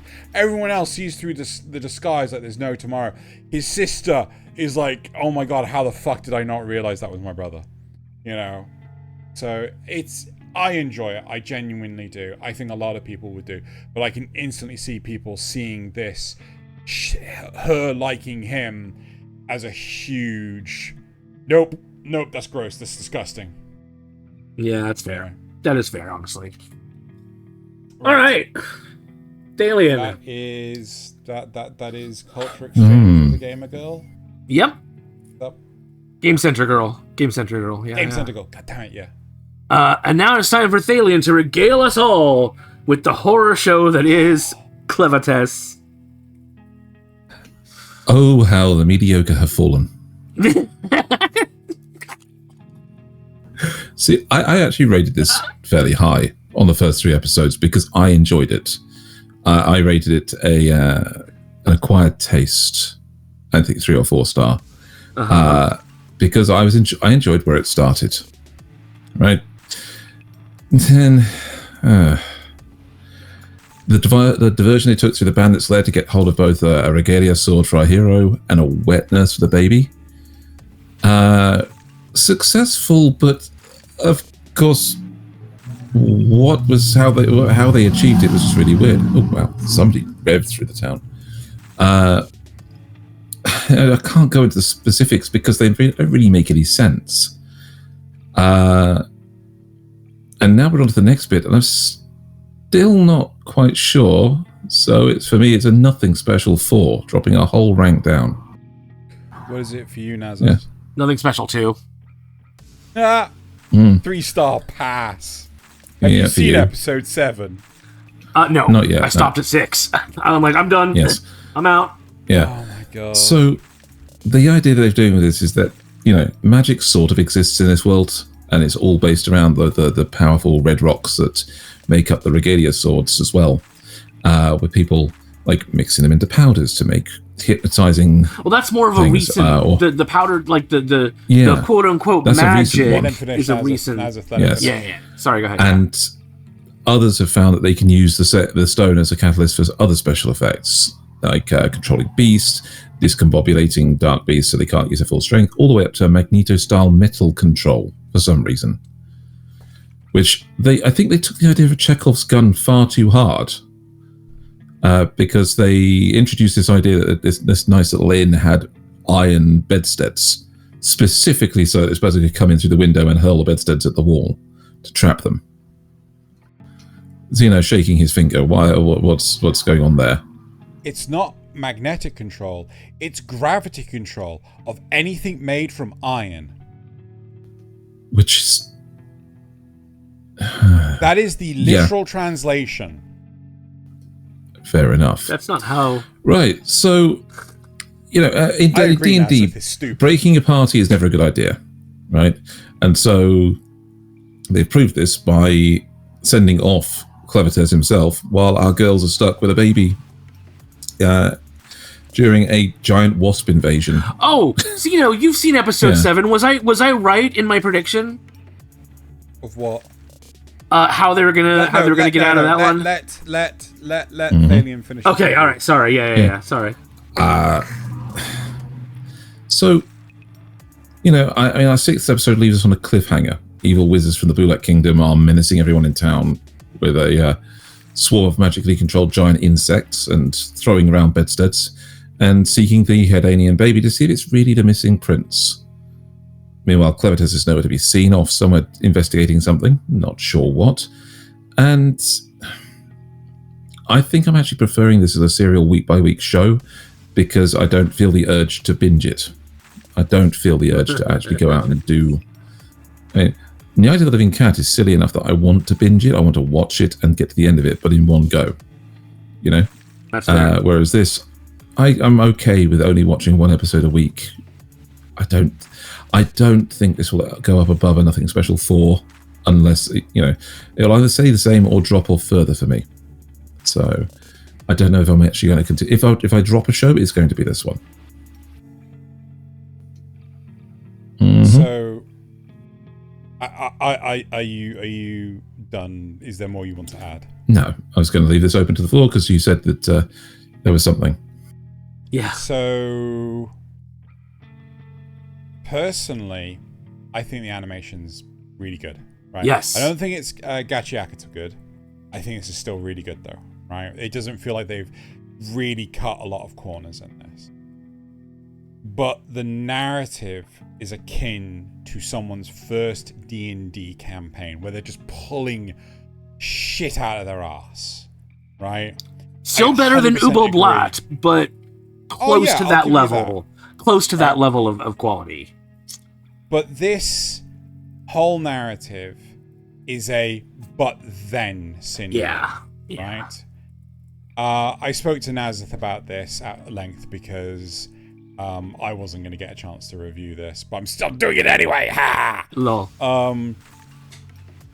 One example of this, so an example of but then, a huge group of characters, in the early episodes, fell into some monster-infested waters. And, everyone was dying, but our main character hid in a barrel to be ignored by the monsters. And she finds the magic sword. But then an ancient monster wakes up at the bottom of the water, as if we know what the fucking ancient beast is, right? And eats our main character. But then the main character breaks free because she managed to grab a hold of the sword before the monster ate her. But then the monster gave chase. But then the hero was able to use the magic sword to swim like a fish.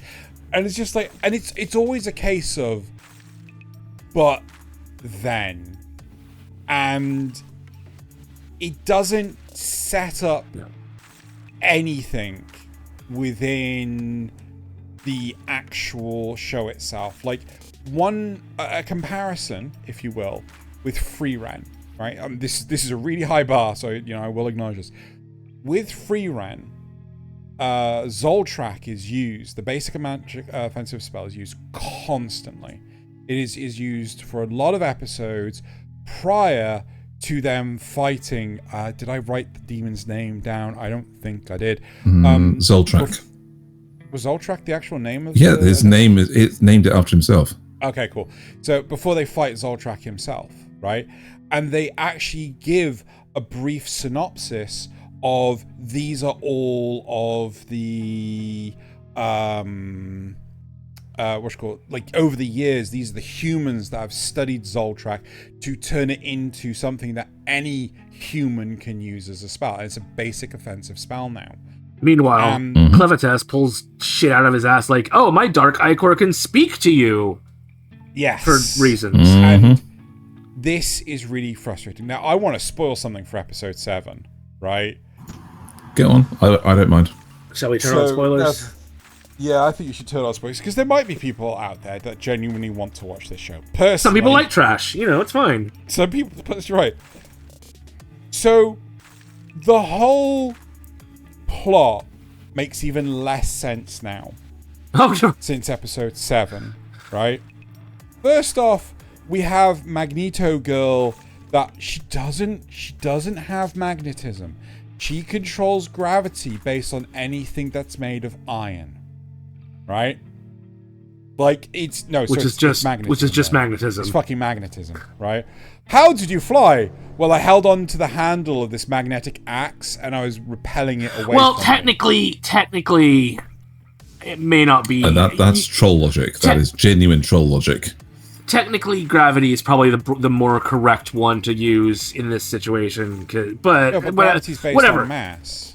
Whatever. Right? Whatever. It doesn't matter. Right. But here's the big thing, right? The kingdom of blah blah blah blah, I don't give a crap, sent 13 heroes to try and kill Clevatess, right? And they got their asses thoroughly handed to them. Like, it is unbelievable how badly they got decimated. Right, and these were the 13 heroes handpicked by the king of blah blah blah blah blah. Yeah. Right.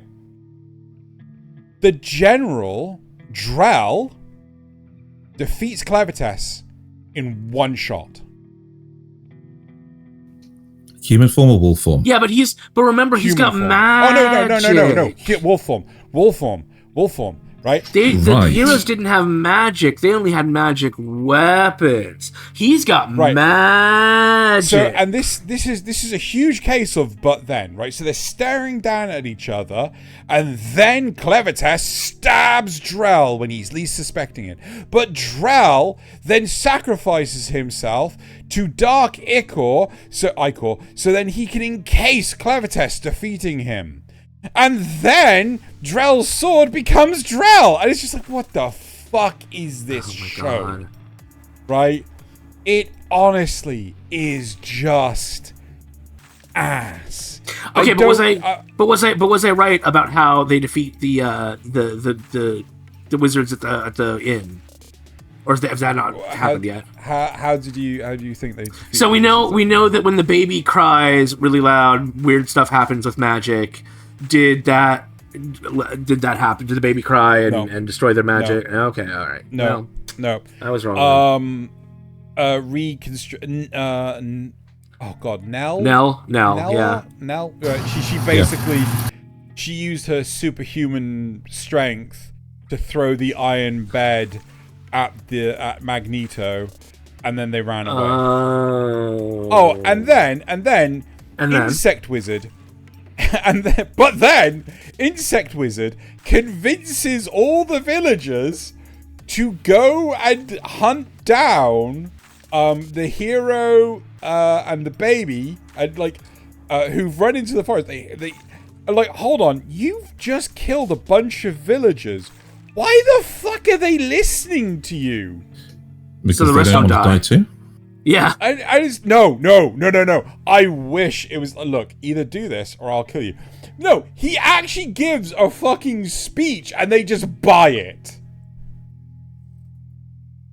What is this show? Can I just say I hate how they took the ugly girl and turned her into a cute little Genki girl for reasons. With super strength.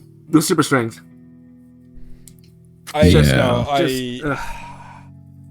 I honestly. So I have a question for you. Should I keep watching? I'm tempted. Should I turn off spoilers? Yeah. Go for it. Right. I'm tempted to keep watching either Clevatess or Gachiakuta. I can't do both. I do not have the mental fortitude to do both. If you're gonna watch one, I'm more interested in how Clevatess turns out. Clevatess, it is Clevatess, yeah. I keep saying it wrong right now. See how many but thens it can get to. Oh, yeah. I think this one will be I think this one will be much closer to a Kingdoms of Ruin situation in terms of That's how it what I'm affects you than Gachiakuta would. I will not put myself through a whole thing if my will to live is massively waning like it was with Kingdoms of Ruin just got so bad.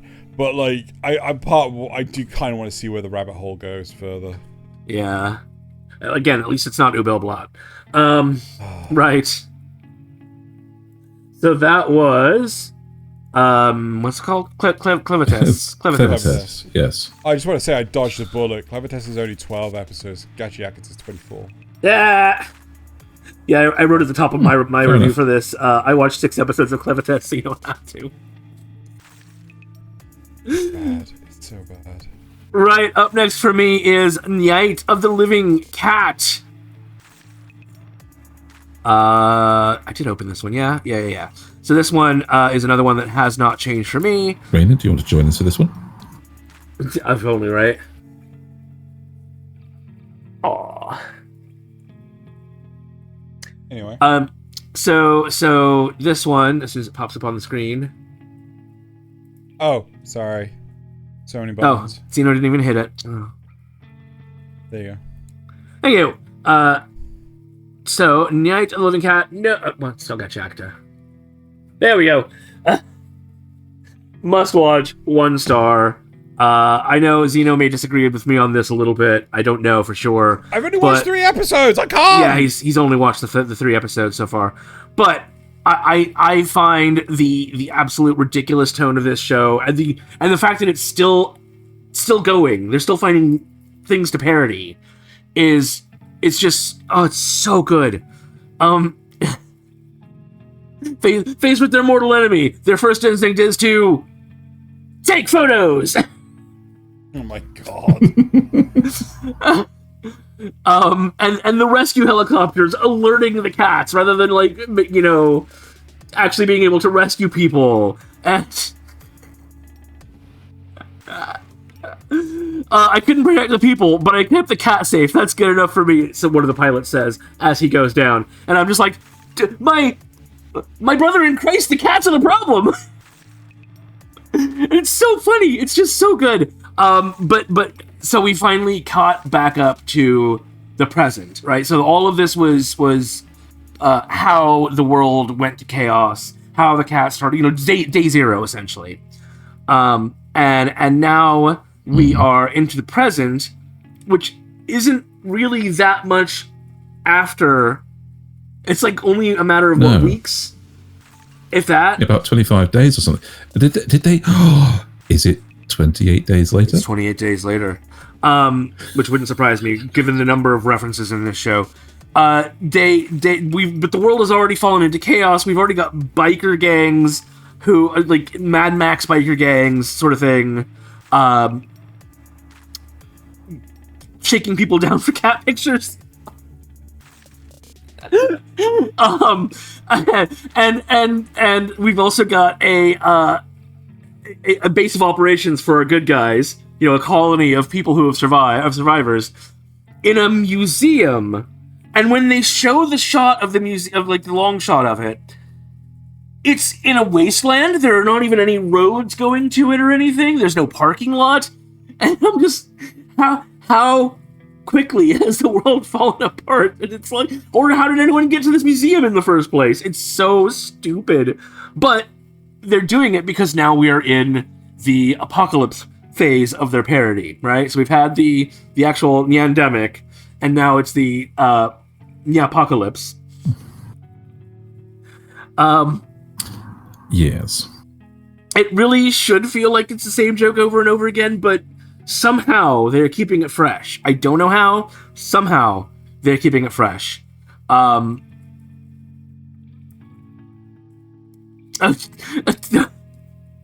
so many fucking amazing lines. Like, imagine a world where humans and cats could live together. Could such a paradise ever exist? And now the cats are starting to get really, really smart and organized, which is something is clearly going on beyond people just being turned into cats. So I don't have a lot else to say about it. It's not a deep show, but the parody aspect and the continued somehow clever use of cat jokes is keeping me going with it.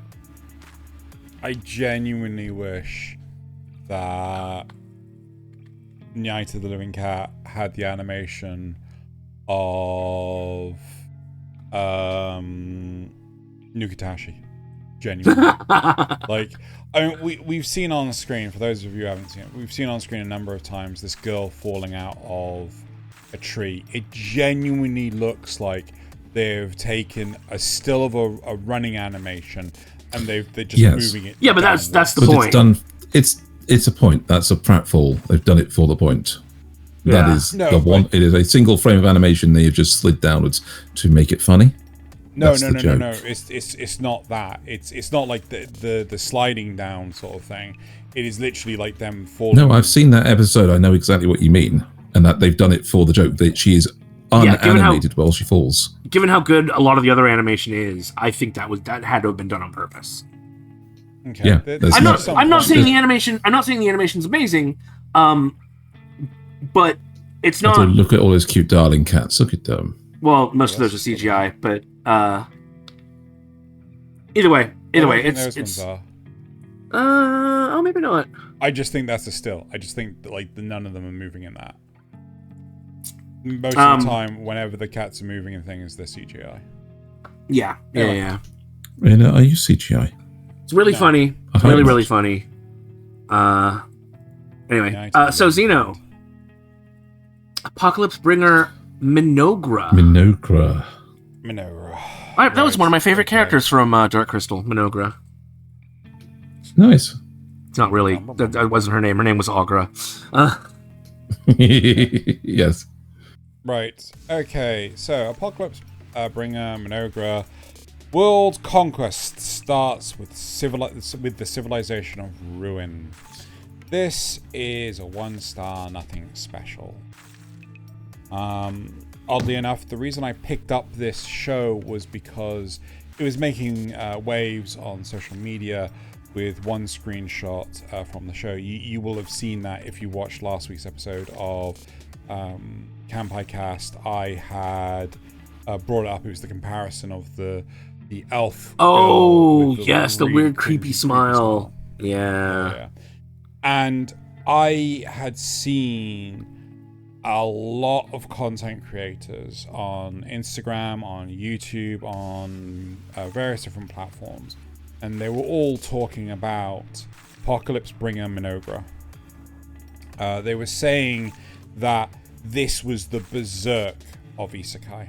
Now, I want to segue a little bit and just go on record and say, if you are saying something is the berserk of something, please understand berserk is the 11 on the scale, right? I think it depends on if they were comparing it to the anime or the manga. Either way, it is really high up there. Right. But regardless, berserk is really gross, really horrific. Yeah, really, it's the standard. It is peak horror in Japanese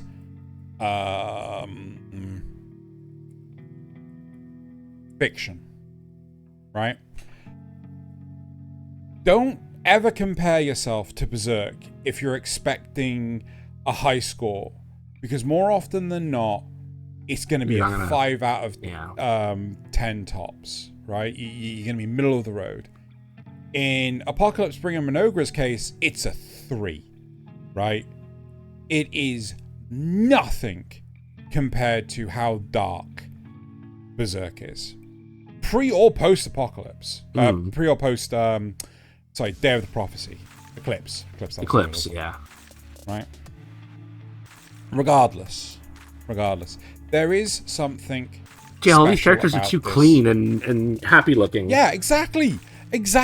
Not Berserk, right? Not even. Anyway. What's the one with the women? That doesn't narrow it down, as and the swords. Claymore. Oh, That's Claymore. The one. Yeah, it's not even Claymore.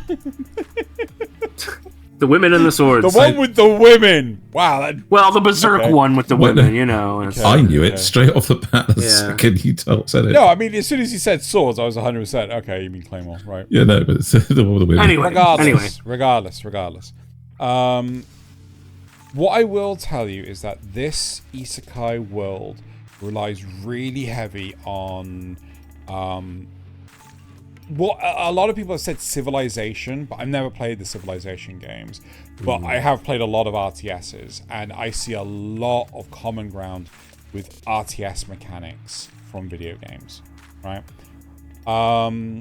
And while our main character is isekai'd from his deathbed in a hospital, he's joined by a hero character from the game, right? So she is familiar with the fact that he is a player of the game, and he is familiar with like all the characteristics of the character because he used to play the game itself. Yeah. This reminds me of that. Oh God, what was it called? The one where the guy gets isekai'd into a game, but it's like 500 years after the game setting, and like stuff there has evolved, and nobody really Gate something. Yes, Gate something or other. Yeah. Anyway, all right. But basically, the duo need to create their own civilization, and they aim for it to be evil aligned. And I'm not gonna lie, I really liked how they justified this. Right?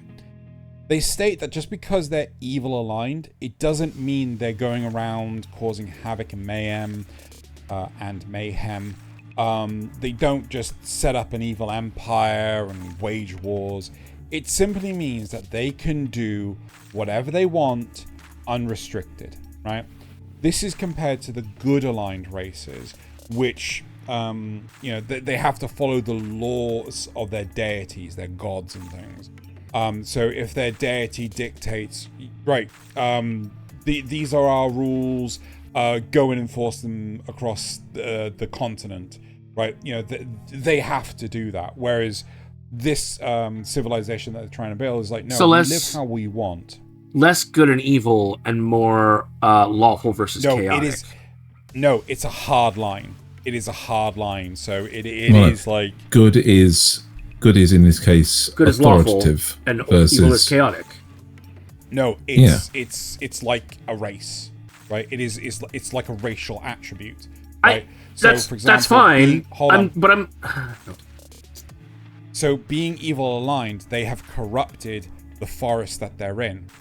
But because they're evil aligned, they suffer no penalties. But if any other alignment, so neutral or good, enters the forest, they start taking penalties, right? It is just like the video game. Yeah? Yeah. But I'm never mind. Doesn't matter. Right. Well, my understanding what you were trying to surmise there was more of characteristics on how you actually played your character. No, not at all.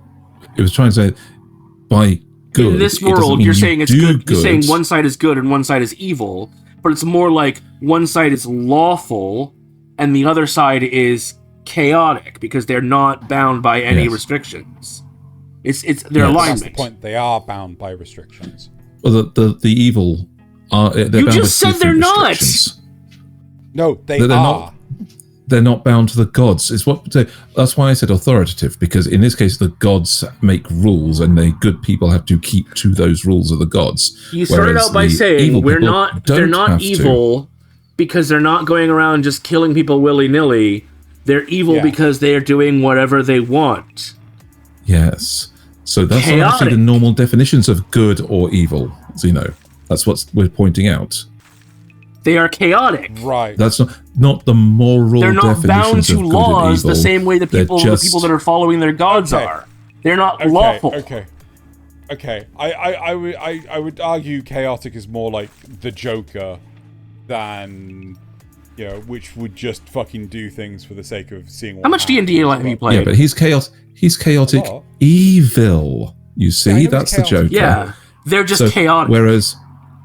Whereas Victor Freeze is lawful evil. Well, there's he a does neutral evil side things, of this but, as well. Yes, but, I mean, like, I know. You know. You see, but it's the so lawful can be evil as well. So he follows all the rules, but he's doing evil things anyway. Lex Luthor, lawful evil. Yeah, I'm not doing the whole alignment chart. I'm just doing chaotic, the lawful versus chaotic part of it. I'm ignoring good versus the. Right. Anyway. Yeah. See. Anyway. We've gone well over on that. Yeah. Anyway, well, I'm still going. Well, I did try to say it wasn't important, but Xeno wanted to get into it. Anyway. Right. I honestly like this present. It's like the whole civilization building and everything like this. I genuinely liked the whole, the representations of the sides, mostly because it reminds me a lot of Warcraft in its early days, where, the Horde in Warcraft only existed because the Alliance enforced oppression and thought that they were, we're in the right here, because you look different from us, so we're gonna treat you like shit. It's an acronym. War, we are right. But I do enjoy this. I do recognize that it's nothing special. It is surprisingly slow. It might be an isekai that people are better off binge watching in one go rather than watching it on an episodic basis. But I think the biggest takeaway is don't listen to what other content creators... Listen to us. Don't listen to other content creators. Because... It might be enjoyable, but it's not Berserk. Well, it's not Mushoku Tensei. It's not like... There are so many other better isekais out there. And this is just a drop in the Atlantic of isekais that most people are going to forget about this. So, there you go. That is Apocalypse Bringer Mynoghra. World Conquest starts with the civilization of ruin. Right. Alrighty, next up, so Thaylien. The Secret of the Silent Witch. And this has dropped a couple of points for me. Once it's up. There it is. So this is still an acquired taste, but it's dropped down from a 4-star to a 2-star for me. I mean, it starts off, taking its time. We solved the little problem that was set up in the earlier part of the season, taking out the guy behind the cooking of the books, and even managed to keep the identity of Monica as a silent witch a secret when her old teacher showed up to fill in the missing spot in the staff. Just he has really bad eyesight and had no idea who she was. Why does it say there's only 2? Oh, because I did choose. Then, yes, there's events that are happening that have no build-up and no payoff either. For example, Monica uses her photographic memory to show a couple of student council members a crest for a trading company. She's then asked to accompany one of the young men to meet with some traders from that company. But instead of traders, it appears to be 2 random guys pretending to be traders and who attempt to kill them, sort of. One of them runs at them with a knife, and that's about it. Monica knows the crest is wrong, and while the student council guy tries to hold them off, Monica then uses little lightning bolts to make the horse run down the guys. The whole thing seems to be just an excuse to introduce a new girl who likes riding horses to be Monica's friend and get her into horse riding lessons. There's no build up to it except for 30 seconds at the start of the episode, and there's no nothing. We don't know what happens to these men after, why they were pretending to be traders, nothing. It's just a thing that happened. And they don't even talk about it again after that. One of the episodes starts with a teacher despairing because the students that come to this school should know how to dance. And apparently there was a dance exam. And Monica with 3 others need to retake it because they can't dance. That was a thing we're supposed to just interpret from one character asking the other, do you think she'll pass the retest? That's it. Do you think she'll pass the dance retest? I'm really hoping this is just a bad interpretation of the author's original telling, because I'm not sure how else to describe it, how disconnected it's got. That was alone was enough to drop it 2 whole stars for me. And I really hope it does something better with the coming episodes. The formation of the reverse harem is kind of fun, though. So I'm enjoying the cute sides. The character interactions are fun. But what the fuck is the story actually doing, and why is it not actually giving us any context for things that happen? Why is the story not storying? Exactly. Why is the story not storying? The author obviously had a story in mind. The director of this show has not picked up on it. Has just picked out random scenes that they wanted to see. I don't know, because like I feel that I feel like the author had like a really good initial premise, and then was backhanded by their editor to push it into being, oh no, make it about this weird European this nobility school thing. Like, it just feels so forced to me. Like, hold on, no, you're basically taking Freeran and kicking her into a school. Yes. Why? Kind of. So this is, I believe that the author wanted to get a character growth thing where somebody who, obviously an author that is self-inserting. They were awkward and shy in school and didn't say anything. And so they're putting their character, who was the same thing, back into school where she's able to open up and become more outgoing and gregarious. Right? It's some kind of, I don't know, self-actualization thing going on, where all the things are supposed to give her more friends, more agency, more confidence in herself for the things she can do. But because we're seeing it in such a disjointed way, we're not getting that story properly. That's the only story I can make sense of. But I think if we had Bocchi in a similar position, it'd go like, "Hey, do you want to go back to school?" Bocchi would go like, "Fuck no, fuck off." Yes, she would. No. Like, oh, we need you to go back to school and teach people how to guitar. No, don't want to. Yeah. You can't make me. I'm not leaving my bedroom. Yeah. However, if you were to take Bocchi as an employed guitarist anyway, and her label then said, "I'm sorry, we're going to have to put you back into school for this record deal to go through, and you're going to have to teach this new and upcoming band how to guitar," she might be very, very frustrated against it. She might be very thingy. But she said, if it's for the deal and she won't get paid if she doesn't do it. Right, but and she can't play if she doesn't do it. Yeah. Didn't the words that just come out of your mouth sound so super contrived? Yes, it is. Yeah. I'm not doing that. Not using that. But that's the thing. It's a contrived thing where this character that is obviously some analog of the author is going through a situation where they can self-improve. All I'm doing is looking at this scene on screen and hearing the Sword in the Stone Merlin music. Anyway. No, not that one. Merlin instead, not her. Not anyway. her. Yes. Anyway. Yeah. Strange. So we'll see how that one picks up. Potential, anyway. Secret of the Silent It looks Witch. good. I mean, the animation style at least looks good. The art style. Yeah. But it's just like, have they even solved the first mystery yet? Oh yeah, that's again. So I said that they've solved that. I was in episode 4. They finished that off completely. Oh, thank fuck. That's going on fucking long enough. So that was Secrets of the Silent Witch. And now it is time for new Panty and Stocking with Garterbelt. This will be a quick one. This will be a real quick one.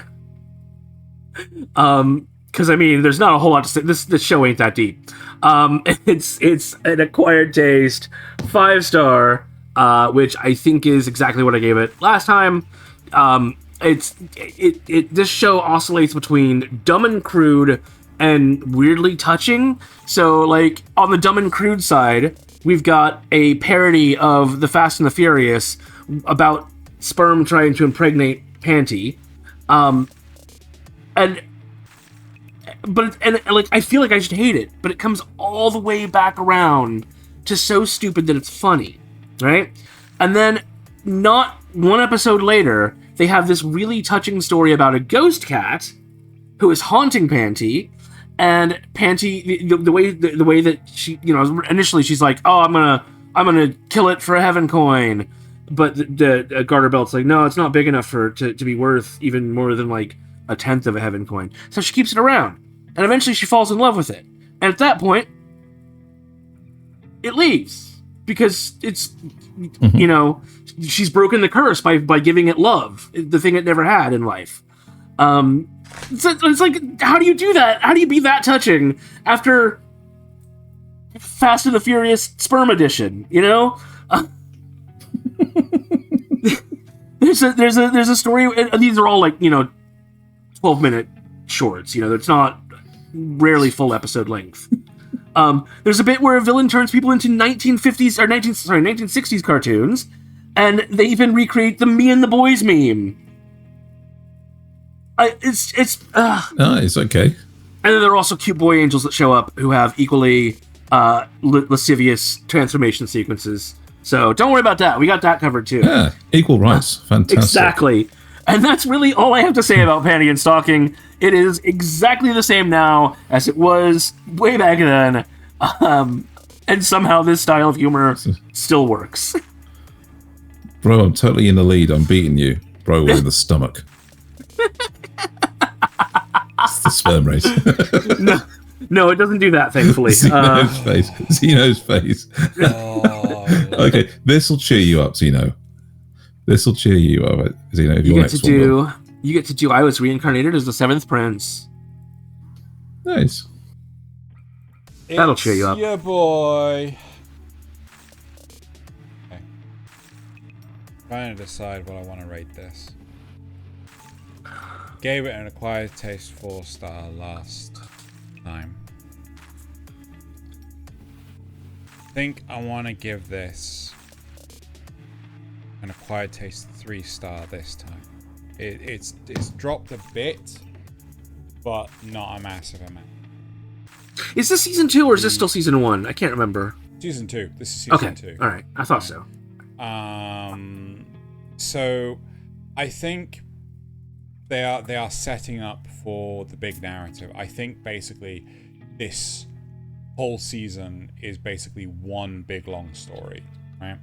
Which isn't necessarily the end of the world, but I liked the more shorter arcs that we had in the first season. Like, in the first season we had Lloyd discovering Grimm. We had Lloyd discovering what it is to be an adventurer in a dungeon. We had Lloyd discovering how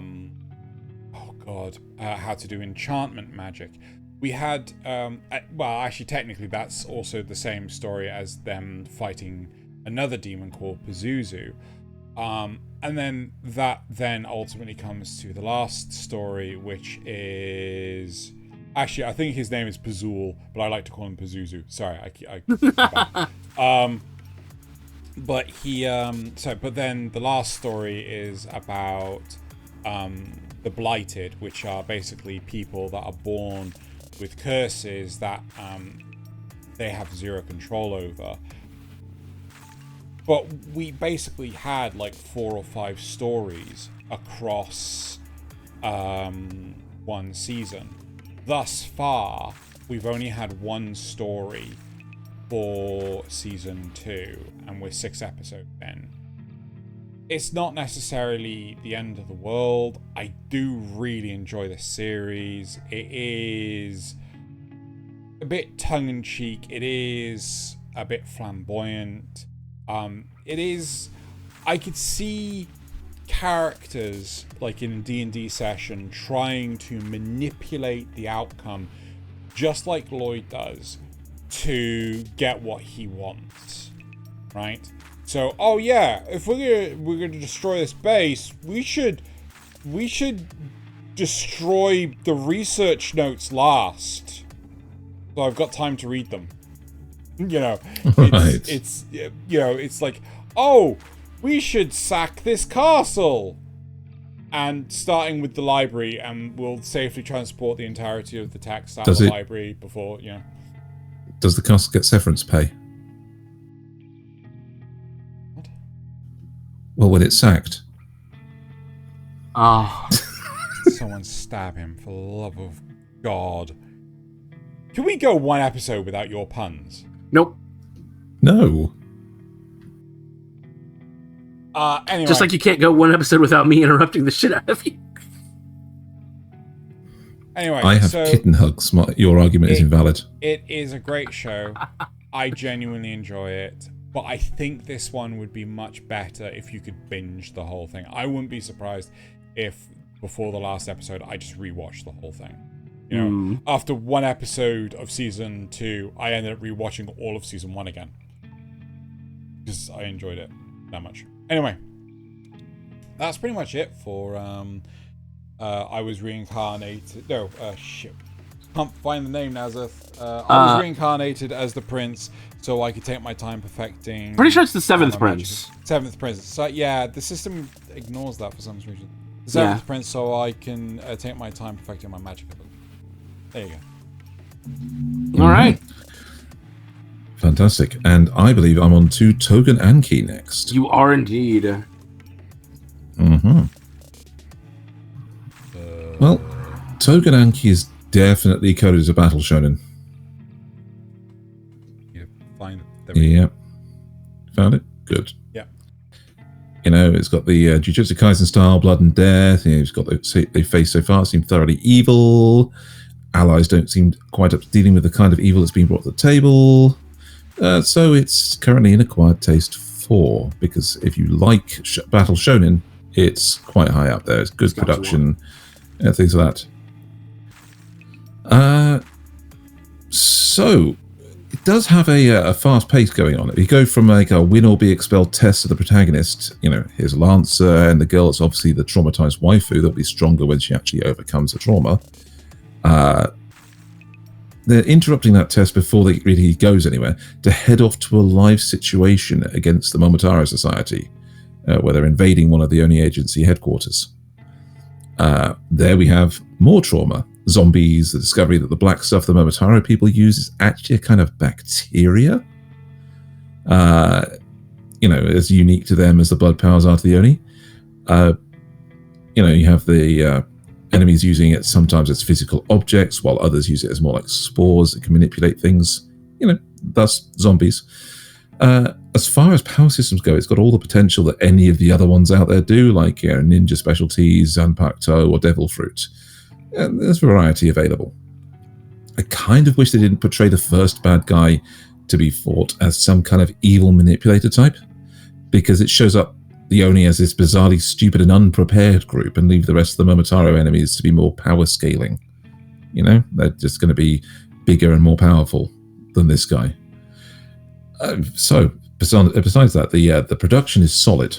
The fan service characters are prepped on both sides, and the author obviously has a type for his girls, because he likes them thick, as you know, opposed to the usual balloons on a stick we get from other anime. There's absolutely never going to be that question of where are her organs, because girls be wide. The only problem is telling them apart by anything except their hairstyle and clothing, because they all have the same body type. Then the rest is just typical angsty teens in a world that's suddenly unfamiliar to them. It's worth a shot if battle shonen is your thing, as it's gory with some of the familiar tropes. I don't know if I'll stick to it, but it's been a bit of brainless fun to watch, you know, so far. So it's like it is a typical, like a summer blockbuster. You turn your brain off, you enjoy it.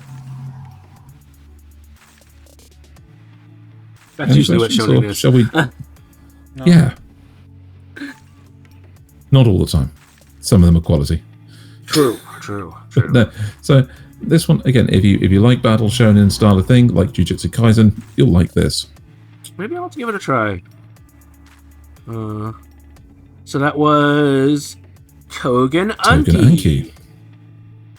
Right, so since I'm saving bullet for last, that means it's time for the summer Hikaru died. Ooh. Man, this show, this was a cautious acquired taste for. I am pretty confident in moving it up into must-watch territory with a must-watch one. I don't know how it will end. It could crash and burn, but so far it is looking really good. And I think the internet generally agrees. I haven't looked too deeply into it, but I seem to remember that coming up. It's so slice of life. It's got a summer festival, but then so did Summertime Rendering, and we know how that turned out. I personally love legends of like old gods and dark things. There's a mountain range nearby called the Appalachian Mountains, right? They're really old, so old that they've been worn down. You know, they're really rounded and gentle rather than big craggy peaks, right? And there's a really good horror podcast called Old Gods of Appalachia. It's about how when they started going into mine, they released these old things that lived there, that had been trapped there potentially. And so things like that, you know, any kind of podcast like that or story like that, I love. I love these really creepy stories, and this has got that. Definitely got that as well, because they're on an island. The mountain there had a mountain god, right? And a bunch of other little myths and stories like that show up in this. And so, you know, that's definitely got me going with it. There are some pretty clear parallels between two teenagers, kind of fumbling around, learning about their bodies and sexuality. But it's like it's not lewd, thank goodness. And it's very creepy. But I love that it's also between it's between these two boys, but it's not really a boys' love anime, if you know what I mean. It's not really the focus. It's just part of it, right? And that Their goes hands are normal size. Yes. And that also goes into the horror aspect, because you have to remember, this thing isn't Hikaru. It is a monster. It is a creature that has killed at least one person in the village. And it's always a shock when that happens, because they do build this thing up as being very, very young, but trying to be human, you know? Young in terms of, like, it's an old creature, but it's young in terms of experiencing humanity. And so it wants more of that, but then it does these shocking things, like it doesn't understand that it's wrong to kill people because it might be sad for those around that person.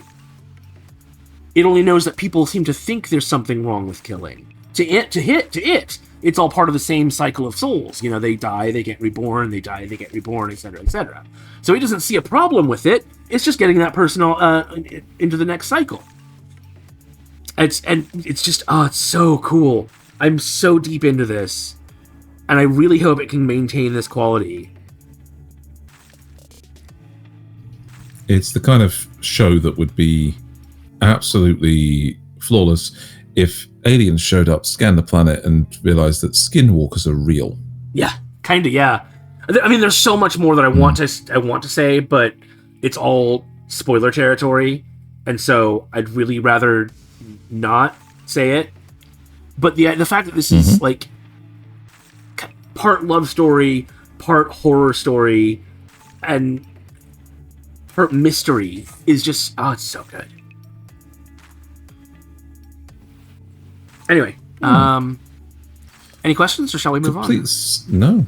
Yeah, let's move on. But before we do, complete side notes, face the camera head on. No. Okay. Sorry, I just had this strange thing with the shelves behind you. Made you look like you had Batman ears. Does it not? Yeah, I think it does. So up next, Xeno gets Necronomico. Oh God, no! Oh God, and yes. the Cosmic Horror Show. Oh yeah. So, Right, sorry, I didn't say that. That was the summer Hikaru died. Go watch it. Anyway, yeah. yes. I Now do Necronomico. genuinely think I want to watch Summer Hikaru Died, but it's just like trying to find the Yeah, that's fair. time. I think I'll probably wait for it to all come out. Right. It'll be fine when he dropped Gachiakuta. So, Necronomico and the Cosmic Horror Show. This has dropped to currently a Nothing Special 3. And this could fall further. Right? The Necronomico and the Cosmic Horror Show is supposed to be a Death Games show, right? However, the extremely bright and colorful palette really does break the immersion, right? It takes away from the grim nature that people can just die. However, I should use air quotes, die. However, it's only characters we've had a cursory introduction, right? We've had one character who is a mangaka that was on hiatus for an extended period of time, and they end up dying. Right? They basically go into a coma. We've had a character who is, I think she was a failing beauty model or something like that, and she ended up dying. But the thing is, like, we've got nothing about these characters. We've got zero investment in them. We don't know who the fuck they are, right? We are told only during the episode that they're going to die who they are, as if it makes them any relevant, right? But the problem is, like, okay, well, this is a really weak narrative device, and as a result, I now know who's going to die this episode, right? Because you are, it's like introducing characters in, special Lost. Guests in I've never watched Lost, but it's like introducing special guests in Western shows, like, oh, they're gonna die, or they're the bad guy, right? It's like, it's that sort of mentality, and it nothing really phases any of the main characters, because who the fuck was that? I don't know, right? The sad truth is the show has become super stagnant after the third episode, as their actions carry little to no weight. They're just in a death game, and they've all but forgotten why they were there, right? Lastly, like, the icing on the cake is that the stuff that shouldn't really impact the characters is the most mortally wounding stuff. Case in point, one of the characters in the death game has to talk about how her stepfather would violently, no abuse, but would violently attack her as a child, right? And if she doesn't talk about it, she dies. However, the Eldritch Gods of the Cosmic Horror Show make all this stuff public knowledge, and that wounds her. I'm like, hold on, you're supposed to be a big celebrity of the ilk of, like, not PewDiePie, but, like, let's say Ludwig or CDog VA or Chris Broad, or you're supposed to be one of these big internet sensations. If you've got something traumatic in your past, it's gonna get dug up, right? People are gonna find this shit, and they will make it public knowledge. So it kind of feels like it's not well thought of. It's not like, if they had committed a crime in their past and they were hiding from it, fine, right? You know, they've got a completely different identity, but it is just... Wow. Sorry, in my notes I've got here, you know, she's a prominent live streamer that's in the public eye. If society loses their shit when a developer talks about working for Blizzard Entertainment for 7 years, they're gonna find out about this stuff, right? And it really breaks the immersion, which just tanks it down to nothing special. Oh, if the date on the show didn't date the show, the references do. I mean, nobody's gonna remember Thor in 10 years. I'd be impressed if anyone remembers him in 1 or 2. Mm-hmm. Yeah. Oh, they'll still, you know, a 1 year on, the fall of kind of shows will come on. They'll do whatever happened to so and so, in the same way that people are already making whatever happened to Cinder shows. Well, I mean, like, you know, whatever happened to Tobuscus. You know, it's the same thing. But that's the point, though, isn't it? And it just feels like, of all these things, to like, oh, this is the knife in the back of all the bloody things. Anyway, right, yeah, that's the Necronomico and the Cosmic Horror Show. This is one I think I'm going to drop. To be fair, all right. Like, I just, of all the stuff that I want to watch. Death games are hard to get right. Definitely. A lot of stuff is, but at the same, I wouldn't be surprised if, again, like, some editor turned around and said, like, no, you have to soften this. You have to, like, if we can get some deprived shit like Nukitashi, right?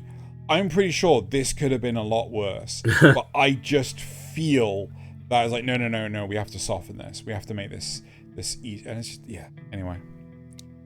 All right. So, Thaylien, take us on to the Water Magician. What? Why don't you? Absolutely. Before Mr. Beast tries his own version of the Death Games. Oh, God. Oh, so, God. So, this one is... The Water Magician is getting interesting for a different reason I was expecting. It is an acquired taste 2-star, where it was a 1-star last time. Okay. Usually in these shows, the overpowered isekai protagonist gets to a point of meeting all the important players, then a disaster happens. The protagonist then is a deciding factor in the action, and this proves his place in the world where people can trust him. And that didn't happen in this one, quite deliberately. So the show built up this idea that the dungeon that the town is built around would sometimes spew out all its monsters in an event they call the Tidal Bore. So it's so regular, there's literally defensive walls built up around the dungeon entrance, like an arena, so they can defend against it. This happens, you know, but our hero, he's at the library talking to the cute elf girl the whole time. All the supporting cast gets to show off their fighting prowess, defeat a tidal bore of goblins, goblin generals, and a goblin king. It's a great pitch battle event, but totally lacking in our protagonist, who doesn't even find out it happened until he gets home to the guild and finds everybody celebrating the victory. You know, they went round to the guild house, pulled everybody out, and nobody thought that, oh, let's check the library for some spare adventurers. You know? So instead, the reputation of our protagonist is growing through word of mouth and people actually trying to figure him out. So his new best friend is Abel and is the redhead guy on screen. And he's actually like the highest ranked adventurer in the whole area. You know, he's like the leader of the S-rank party kind of thing. His mage, right, of this high-ranked party, is trying to figure out how Lloyd could cast the magic he casts, or they told her that he can cast. So like ice walls, but 40 feet up in the air and things. You know, how would you do that? Magic has to be cast near you and projected outwards. So she like goes to the library herself to try and figure things out, see if anybody else has referenced it before.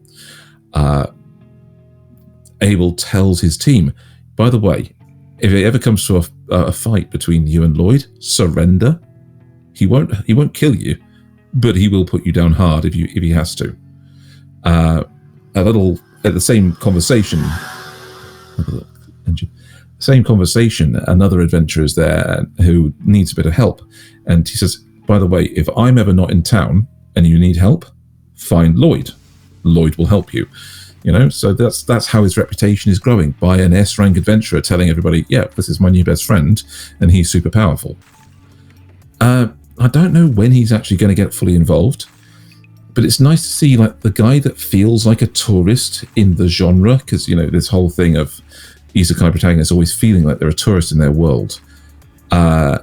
He's actually being treated that way by the story. He's just passing through almost.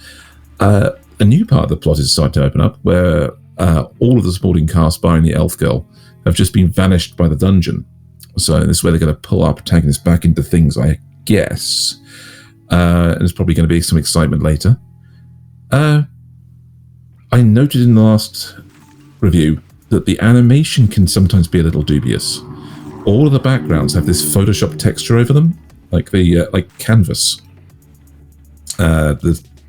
It's super obvious in any outdoor scene, like with the sunshine, because you've just got this line of dots as if it's fake canvas. The doors and some of the scenery is CGI, but they haven't rendered it properly, so when somebody opens a door, it kind of warps out of shape and goes to a thing so that it doesn't hit the character. None of these are currently happening to the characters themselves. The characters are well animated at the moment, but the things in the background are noticeable if you're looking for them. Could the canvas one be to kind of give it the effect of being like drawn? Yes, it is supposed to give it the effect of like a watercolor. No, okay. Like on watercolor paper, like it's actually painted on a canvas. Right. But it's quite obviously a CG constructed town that they're just rendering onto that background. Right. To pretend it's drawn. It's increasing interest for me because of the way it's progressing. But I don't think that anyone not into the isekai genre would actually get into this one so easily. So I'm going to leave it on the lower ranks, the 2-star ranks, for the detriments it has. But I'm still going to keep watching this one. It's actually, definitely got my attention. Which, yeah, that's all I have to say about The Water Magician. All right. So, on to my last one, the surprise one of the season, Bullet. So this was a Disney Plus show. 8 episodes came out like mid to late July, and then the last 4 came out just this past week. So this is the entire season review, not just the mid-season, and it is a must-watch 5-star. Everyone should go out and watch this immediately. It is amazing. Not an isekai, not an overpowered MC, just lucky. Not overwrought. It's well animated. It's energetic, and it's just plain fun. It's got the did I describe it down here? I feel like I did. Yes. This feels more like Shinichiro Watanabe leaning towards Space Dandy, although I've never really watched that one all the way through, so I couldn't tell you, than Lazarus ever did. Ever. It's got the tone of Dorohedoro, the world of Battle Angel, the action of Mad Max, and the villains of the Borderlands, right? All in one anime. Really well integrated. The basic idea is that there's these sort of slum cities, and they're all built around a central tower, right? And our main character wants to leave. Nobody really ever thinks about leaving. They stay there, they scrounge for stuff, they work, all in supposedly the idea that they're helping the government in some way. But our main character wants to leave, and he builds his own car he restores his own car, names it Bullet, starts getting involved in like heists, and eventually during the course of one of these gets tangled up in something much bigger, and so he has to leave the town or leave the city and go out on an adventure, and he starts getting hunted by people who want this stolen item back. The woman who hired him ends up eventually joining their little crew to get things done. Forget Gachiakuta. This is the real class struggle anime you should be watching. They give you just enough in the beginning, like even the first episode, to give you a taste of the world, the characters, and the mystery that you're going to be going for. I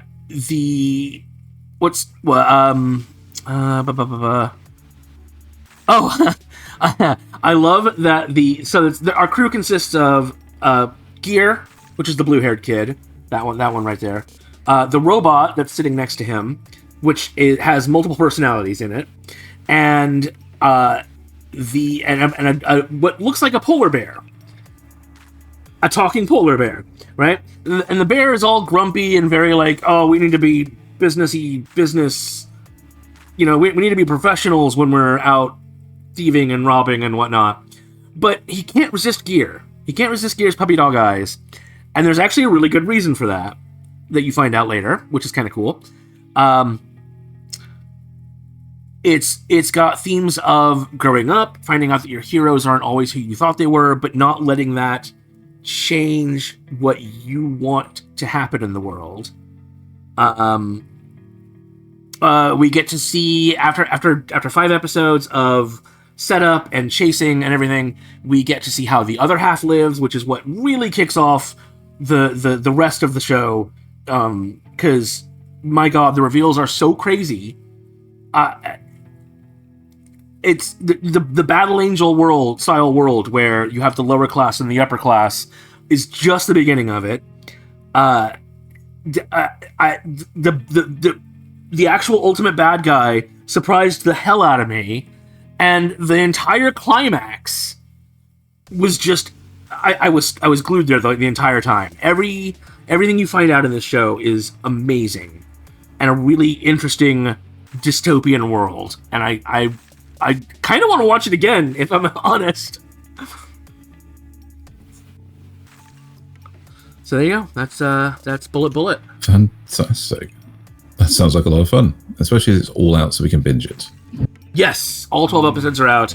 I don't think there will be a season 2. I sure as hell hope not. Because it's a complete story. It's a very good contained story. Nice. I mean, yeah.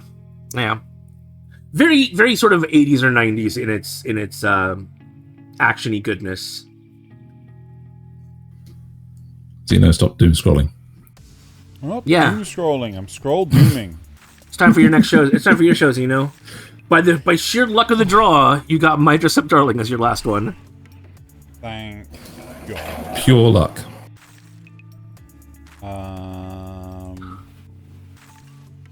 I mean, I wanted to end on at least something good.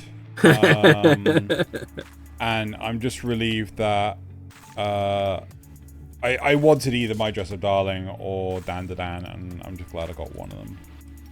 Right, so My Dress Up Darling Season 2. For me, this is a must-watch 3-star. It's 2 While... stars. Did it wrong. Right. While the animation and sound design of the show are top-notch quality, I still feel we're seeing little progression in terms of the main cast. To be honest, this is pretty standard for slice of life shows, but I feel that with season 1, the stakes were set, and now we're taking a very long rest to catch its breath, right? Don't get me wrong, I still love My Dress Up Darling, and I'm in no way, shape, or form saying it's unwarranting of its must-watch status. But aside from Gojo's development, it feels like next to nothing has happened with Marin or her cosplay ventures. You could argue that her stint of the cosplay performance in the school culture festival is something in her cosplay ventures, but I argue not really. And that is like a 4 to 5 minutes out of 6 episodes. That said, I do like that the entire class was helping in with it, pitching in with it. Joined in, came to see. Also, it was only like 3 episodes. To meet some of the side characters for that. No, it's been 6 episodes. Yeah, but the first 3 episodes was a different arc. Yeah, but it's still 6 episodes of the season. I got one more point. Let me finish my last point. Yeah. And then, No. We've started a new arc where Marin is having a cosplay crisis. And I genuinely hope that this will redeem the show for me and bring it back up to 5 stars. But I won't lie. I've been spoiled by season 1. A large part of me just wants to go read the manga instead. Like, you know, I just want to just go away and read the whole thing. I want to rush it. I want to get on with it. I do love the series, but I just feel like season 1 just set the bar so damn high. Yeah. Yes. They need to just come out and say they like each other already.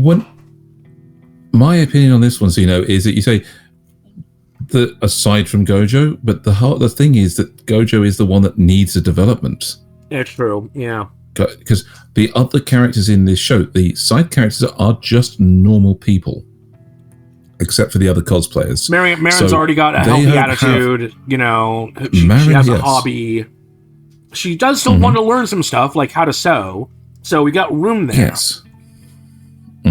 And she's also got that little bit of teenage thing going on where she's really nervous about trying to get her man. So she actually, keep going off on the rom-com nonsense where she's about to say something and doesn't.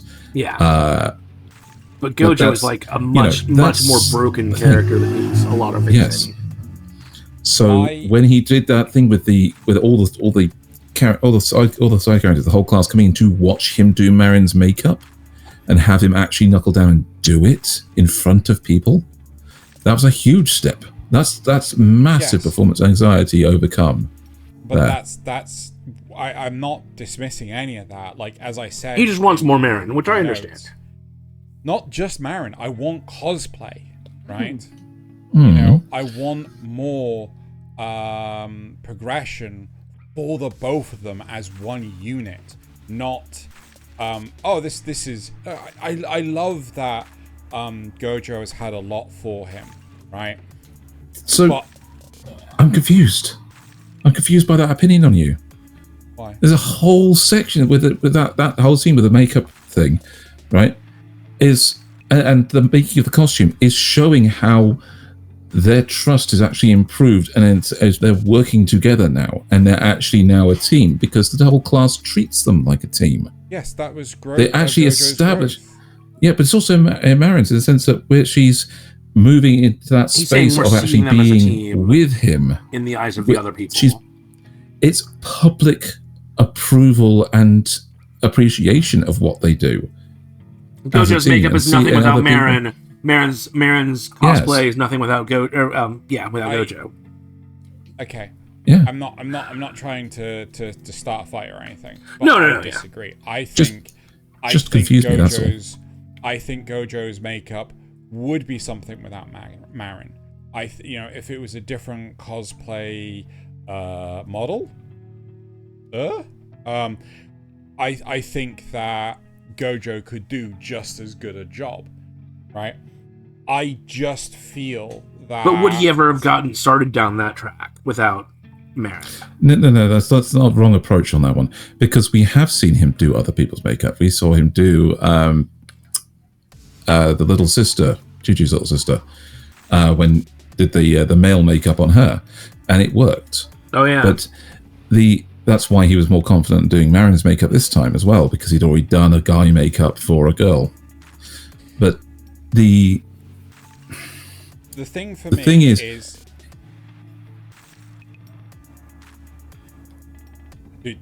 Zeno, you first. Zeno, you first. Right. So, because then I can interrupt him. I'm gonna stab him one day. Yes. So you just did it to me, so I'm getting revenge there. The thing is with season 1, it was all focused around cosplay with very minimal influence around the school. Like the school was more of a starting ground than anything else. The thing with the thing with season 2 is, yes, it is trying to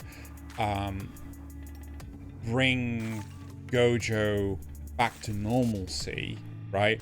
But as a result, Marin has been side charactered to Gojo's story, as opposed to being next to him the entire time, like in season 1. But your hope is that this next arc will shift things back towards Marin for a while.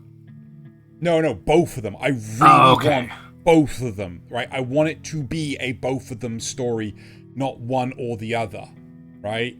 That's, make it about them, not individually. Yeah? I want this to be a love story. Make the smoochy time. That's the whole point at the end of that thing where Gojo's standing there watching her on stage and literally coming to grips with, oh yeah, actually, I do definitely feel something for this girl. Yeah, but I mean, knowing what I know in terms of the manga, that's gonna be there for a while.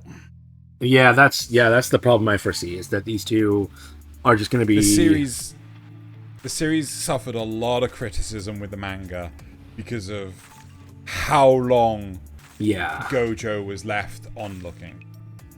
The theory is that after season 2, we're going to get a final movie. So they're just going to kind of skip most of that and go right to the end? No, there's not much left. Oh! Right? There's not... Yeah. So, it's going to end... I think it ended on, 15 volumes. So, basically... Oh, damn, okay. They'll finish season 2, and then they'll have a final movie to finalize the whole series.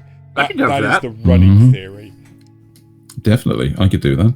Considering I've had a bit of a spoiler of how the manga ends. So, right. Is that the prologue or the epilogue?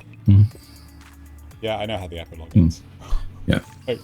Okay, that was My Dress Up Darling season 2. And now it's time for the best anime, second best anime, because we got Bullet. Dan to Dan. Season 2. And unsurprisingly, this is the most watched season 5, most watched ever, 5-star season 5. What other show in existence could go from an evil entity blowing up the side of a house to an absolute banger of a rock song used as part of an exorcism, to a heartwarming scene of emotional determination, to a pair of Gyario dragging the male lead around town forcefully, to a maid cafe? What other show could do that in one episode? Not just in one episode, but do it so well that each scene, as absurd as they are to describe them, makes one episode? Perfect. No, that's not. That's more than one episode. Oh no, yeah, he's talking about talking about the house blowing up. Gigi blows not the serpent blowing the house up, but Gigi blowing the house up. Yeah. Yes. Yeah. But Gigi blows the house up. The rock band. Yes, that's in the same episode. They call them in that episode. That's one episode, Zeno. It feels longer, but it's one. No. There is no way in hell the rock band and the maid cafe is one episode. Yeah, maid cafe is a very end. The maid cafe fills up a whole next episode, but getting him there is the end of that episode. Yes, I checked. It's not. I'm not because making this up. I haven't watched episode 7, so yes, this is true. Yeah. So that's just one episode, and that's absurd as they are to describe, right?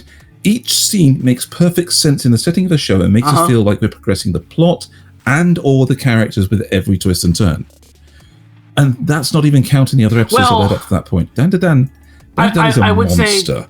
I would say the Mantisian bit is a little weird, but yeah, whatever. Yes, but it's consuming me. The sheer amount of things that pull up my attention, as my sense of storytelling and my sense of wonder, all within the limited viewing time, is stunning to me. I am waiting eagerly for every episode I get. Long live the king of summer anime. 2 questions. Did you notice the Yamcha death pose? And did you notice the Back to the Future reference? Yes. I know. I'm pretty sure I know for a fact I noticed the Back to the Future reference. I'm damn well sure I noticed the Yamcha death pose. I just can't remember when it was. It's when she opens up the cocoon where, that was after they lift the lava out of the remains of the hole, and she opens it up, and it's stuck inside the ooze. Yes. Yeah. So many references in this. And there was the round and a half reference, which yes, hot and cold water. Yep. Mm-hmm.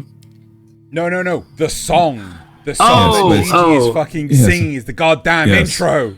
Because of this being a hot and cold water thing, he starts humming the damn. Right. See, I picked up on the hot and cold water thing, but not the. All right. Yeah. That was what was driving me nuts. Right. I know this song. Anyway. That was the inspiration for the reference episode we did last week. This show is consuming. See, I thought that was the song that the little baby Mantisian was singing. I thought that's what you'd been talking about. Right. No. It's the song that Gigi's singing with his stupid pouty face. Right. Looking at him. And I even love the little touches where they've put, like, Okurin saying that he'll get stronger. Yeah. And watching as he's saying it, Momo start to blush in the background as she, that's her man stepping up. You know? Yeah. It's so good. It's so many little moments that you get. I'm just disappointed that I didn't use the original manga's line when he showed up at the maid cafe after being dragged there bodily by 2 girls, which is so. In the anime, they condense it to "What the fuck are you doing here, you bastard?" Oh, like I think. But in the anime, so welcome to our maid cafe, you complete shitbag.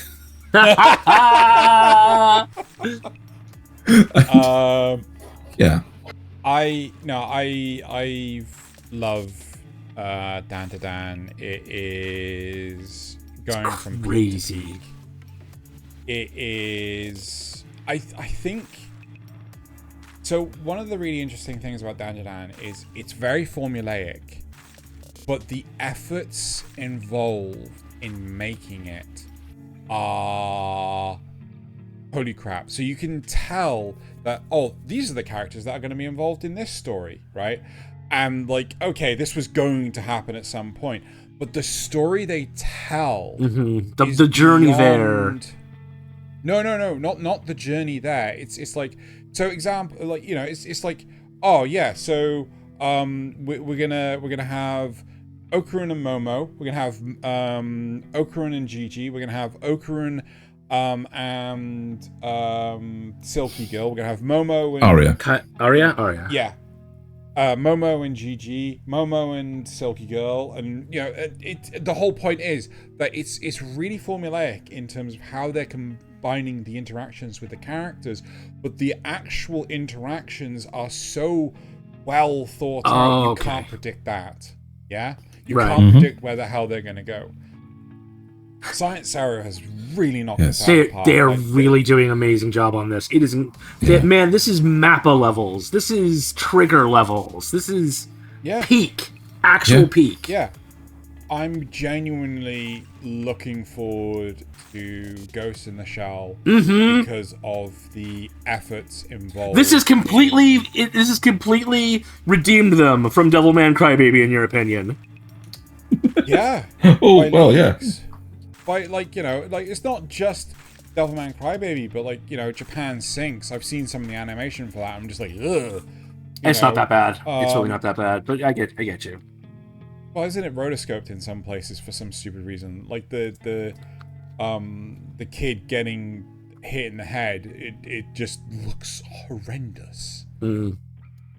You know, but like this is just phenomenal. I love every part of it, and I'm very tempted to just go pick up the manga.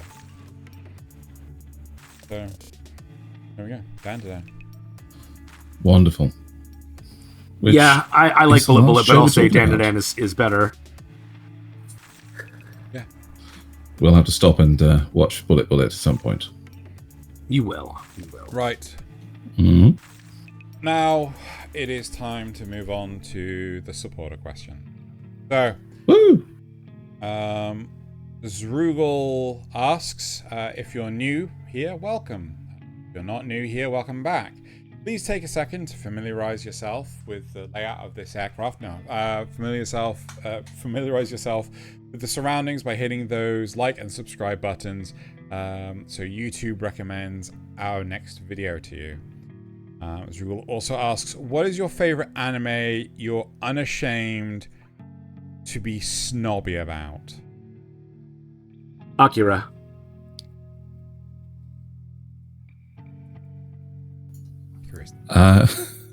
Cowboy Bebop.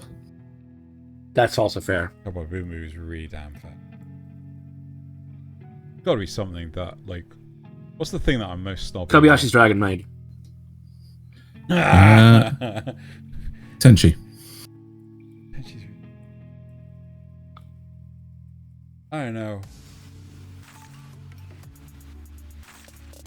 Hold on, let me just look at the shit Frieren. behind Frieren. 100% Frieren. No, I'm gonna say JoJo. Which part? Which Okay. part? Well, no, like all of JoJo, because I'm All just of it. in general? about it. Like, Okay. Yeah, because. Oh yeah, even the ones you hate, like 4, you're snobby about it. Yeah, fucking 4 people. Yeah. Right. Okay. Then. I too have seen Steel Ball Run. Ricuse Van Moozel de Rolo the 7th asks, what's an anime that you fear people will find out that you enjoy? Starting with me, Xenogelion, the one currently reading this out loud. I'm not reading that. It says you enjoy Eminence and Shadows. You know, I didn't know that. Fuck off, you. And nobody should doubt you in the least. But really, But really yours is. But really, what's yours? What's the? I'm pretty open about this stuff to me. People will find out you enjoy. Yeah, I'm really open about this stuff, so I don't know. Not a lot of shameful one, although I do have an actual box set of Pre-Tier, which is a shoujo reverse harem magical girl, where they're all magical boys and she channels their powers. See, the problem is I don't watch trash, so no. The Mars, I guess. I don't know. Yeah, you do. Oh, you fucking you. You enjoy. But telling I love people it. about that. I do enjoy telling people about that. Yeah. Maybe Camphor? Maybe? I don't know. Still pretty open about this stuff. Alright. Nasuth number 8 asks, what's your favorite Eminence in Shadow moment? The outro. So you watch the episodes? Forced to. At gunpoint by Loz and Nasuth. Did we ever make you watch season 2? I don't think we did. I'm just going to say yes, you did, because then I don't have to No, you didn't. Because I still don't have the English dub of it, so I need to grab that, make you watch it. So, moving on to... moving on to the comments from last week. First of all, we have the news. Effendor says, as someone who started playing Genshin on PlayStation 4, it felt outdated. Literally from launch, you would have 30 to 60 second load times on literally everything. including the endgame modes where it was imperative that you kill enemies as fast as possible because rewards were tied to time, to clear time. It truly felt awful. So the fact that they're packing it in after something like 5 years is perfectly reasonable. Door, move on to Zone Zero. You'll enjoy that one. Or don't. Zrugal says, it can be nice to get the bad news out of the way, but we don't always need to start with it. Thank you. You're welcome. Kitty, I was babysitting or kitten sitting a little kitty some time ago, and she would nap in the exact same spot. That's interesting. That beef story was pretty random. I blame the intern. No. Blame me. Blame me. The one where the woman was like, I didn't get my Wagyu beef prize, and oh, that one. They all had fun with it. Those Gundam X Miku Gacha were absolutely adorable. Not that I need one. Well, that's the first time we've had a mixed fact rumor, a Pruma rumact. I'll give this a think, as Xeno would say. Xeno would say he'd give a think. Thanks for the news, guys. And then Strong Michelle says news. That rumor, that was both a fact and a rumor, made me very concerned. Okay. Not surprised. Moving on to the comments from the cast. Strong Michelle says, no gold star this week. Sometimes I had a hard time hearing what was said because everything was said all at once. I'm not sure how Xeno can wrangle these two. He can't. I fucking can't. I have tried. Tasers. I need shock collars for the pair of them, I swear. Oh, that should be fine. That should be fined out. Threaten me with a bad time, eh? Shock collars? Yes, that's the whole point. How did I mess it up both places? That's weird. Grind out next time on Dragon Ball. Oh wait, no. Grind out next. It should be find out. I literally just said that. It should be find out. Oh, okay. I feel like I'm going to enjoy an anime whether or not I understand the nuanced references. If I don't know what I don't know, why would it bother me a lot? Yeah, that same. I literally just had that example with Danadan, because I said I didn't recognize that thing, and you were like, "Yeah, it bothered me the hell out of me. I didn't even know." Yep. The banter during the comments section was pretty funny. Thanks for the weekend entertainment. You're welcome. I'm gonna nod and agree. Zrugal says Kanpai. Interesting. I can't think of any memes that made me chase down an anime. This you apocalypse bringer Mynoghra. Almost no commentary from me. Sorry about that. It'll be fine though. It will be. To Xeno's question, could a viewer miss out on a fantastic experience by missing subtle references? No, hopefully not. You shouldn't need to understand everything a writer means to draw enough conclusions to enjoy the experience. Having said that, usually references are pretty funny and only add the enjoyment of watching a show or reading the manga. Xeno, you'll have to let me know if you try the anime A Sign of Affection. Let me add that to the list before I forget. You already forgot. I'm sorry, Zrugal. I already did forget. What was the show again? Your mum. Right. Was it way up your butt? Memes were great. My favorite was the Weapons movie poster spoof. I gotta share that. Which one? Weapons movie? That was the Weeaboos one with like a bunch of weird silhouettes of kids running. Yeah. Naruto running. Weapons. Oh, Weeaboos. right. Cool. Right. And that is it for the comments section of this week's episode. And now it's time to move on to the memes. Woo! Memes! That pause was long enough. It was. I appreciate that. Thank you. Yeah. Nasuth, make sure to cut it here, Nasuth. Right. Yes, of course. Most of our memes come from Reddit. We also take up to 6 viewer memes a week that you can come to our Discord and deposit in a channel we don't even look at before we see them here on the show. So we got 5 of those this week, and I've been told none of them overlap with ours. So let's see if that's true. Starting out with Pokemon is too childish. Please grow up. Run.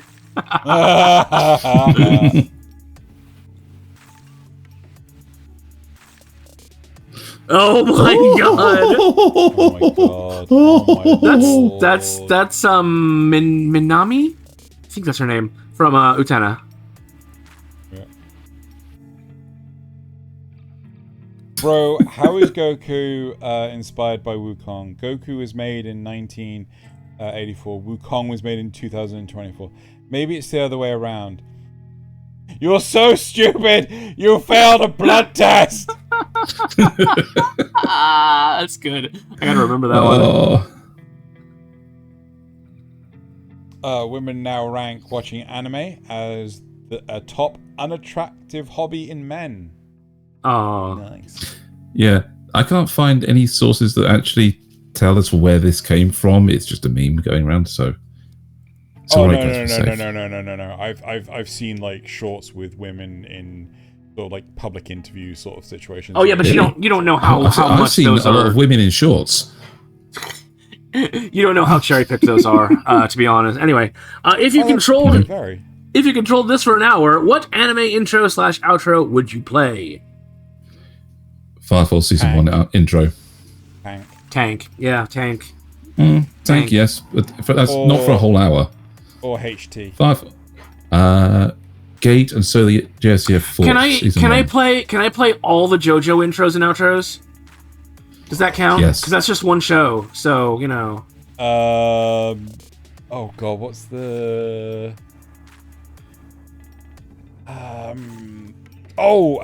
Broken Games. The first intro from Shangri-La Frontier. Wait, no, we're picking the wrong things. Chobits. Oh no! Next. Yeah. No. You ruined that. No. Yes. Right, on the mine. 32 years old in 1983, 32 years old in 2025. What a difference. What a difference. Oh, yes. What a difference a decade makes. It's no use. Stuff and junk are at their limit. Crap and blah blah are surpassing danger levels. What about the gobbledygook? It's at levels never seen before. Commander, no matter how many times we reuse these reaction shots from the bridge, crew, the situation remains critical. Very well. Every Ava episode ever. Yep. Me out in public, the website I'm browsing, NSFW advertisements popping up left and right. Yep. It's just feeding them to you one by one. Yep. Yep. Master of Mysteries, medical / poison expert, and certified smutologist. She really is the perfect woman. My god. Oh, yeah. My next one is a video. Oh, it's this one. Yeah. It's just this one.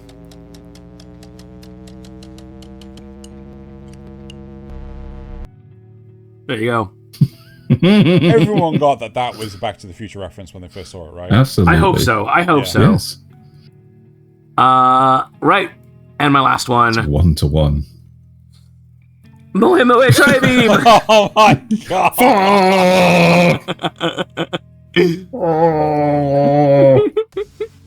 Right, on to Thayliens. Where I am giving my horse body dysmorphia. Oh. What the fuck? Oh. Hurt by a truck, I'll make them pay. Stares intensely. Looks like he's gonna be the next isekai victim. Fight, bag, Pokemon run. She's got a brick in her bag. Oh my god! Oh my god! That's one way to do it. Psychological health. How to get through tough times. Step 1. Gaslight yourself. You're never going to make it, so why should anybody else? Oh, okay. That's not okay. Oh. I get that reference. I think I get that reference more than these two get that reference. That's not okay. That is so not okay. fucking What? Shinzo. Marry and reproduce. Shinzo Abe. Oh my Marry and God. reproduce. And his And a last video, one, which is a our video. copyright strike of the week. Nice. Oh my God. That's brilliant.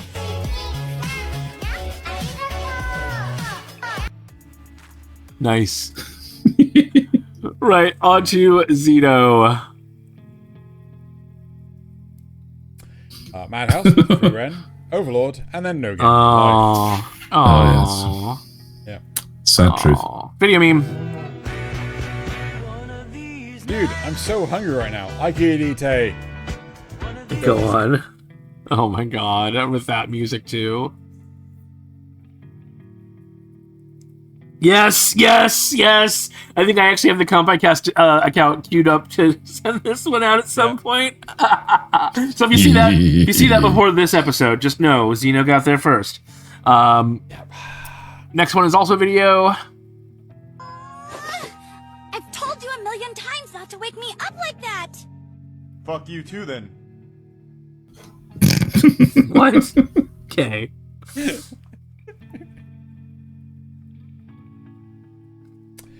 Time Traveler sneezes. The timeline. On Oh my god. Oh my god. And your last one. I like that timeline. I like it better than the other one. Also a video meme. Yes. Oh my god.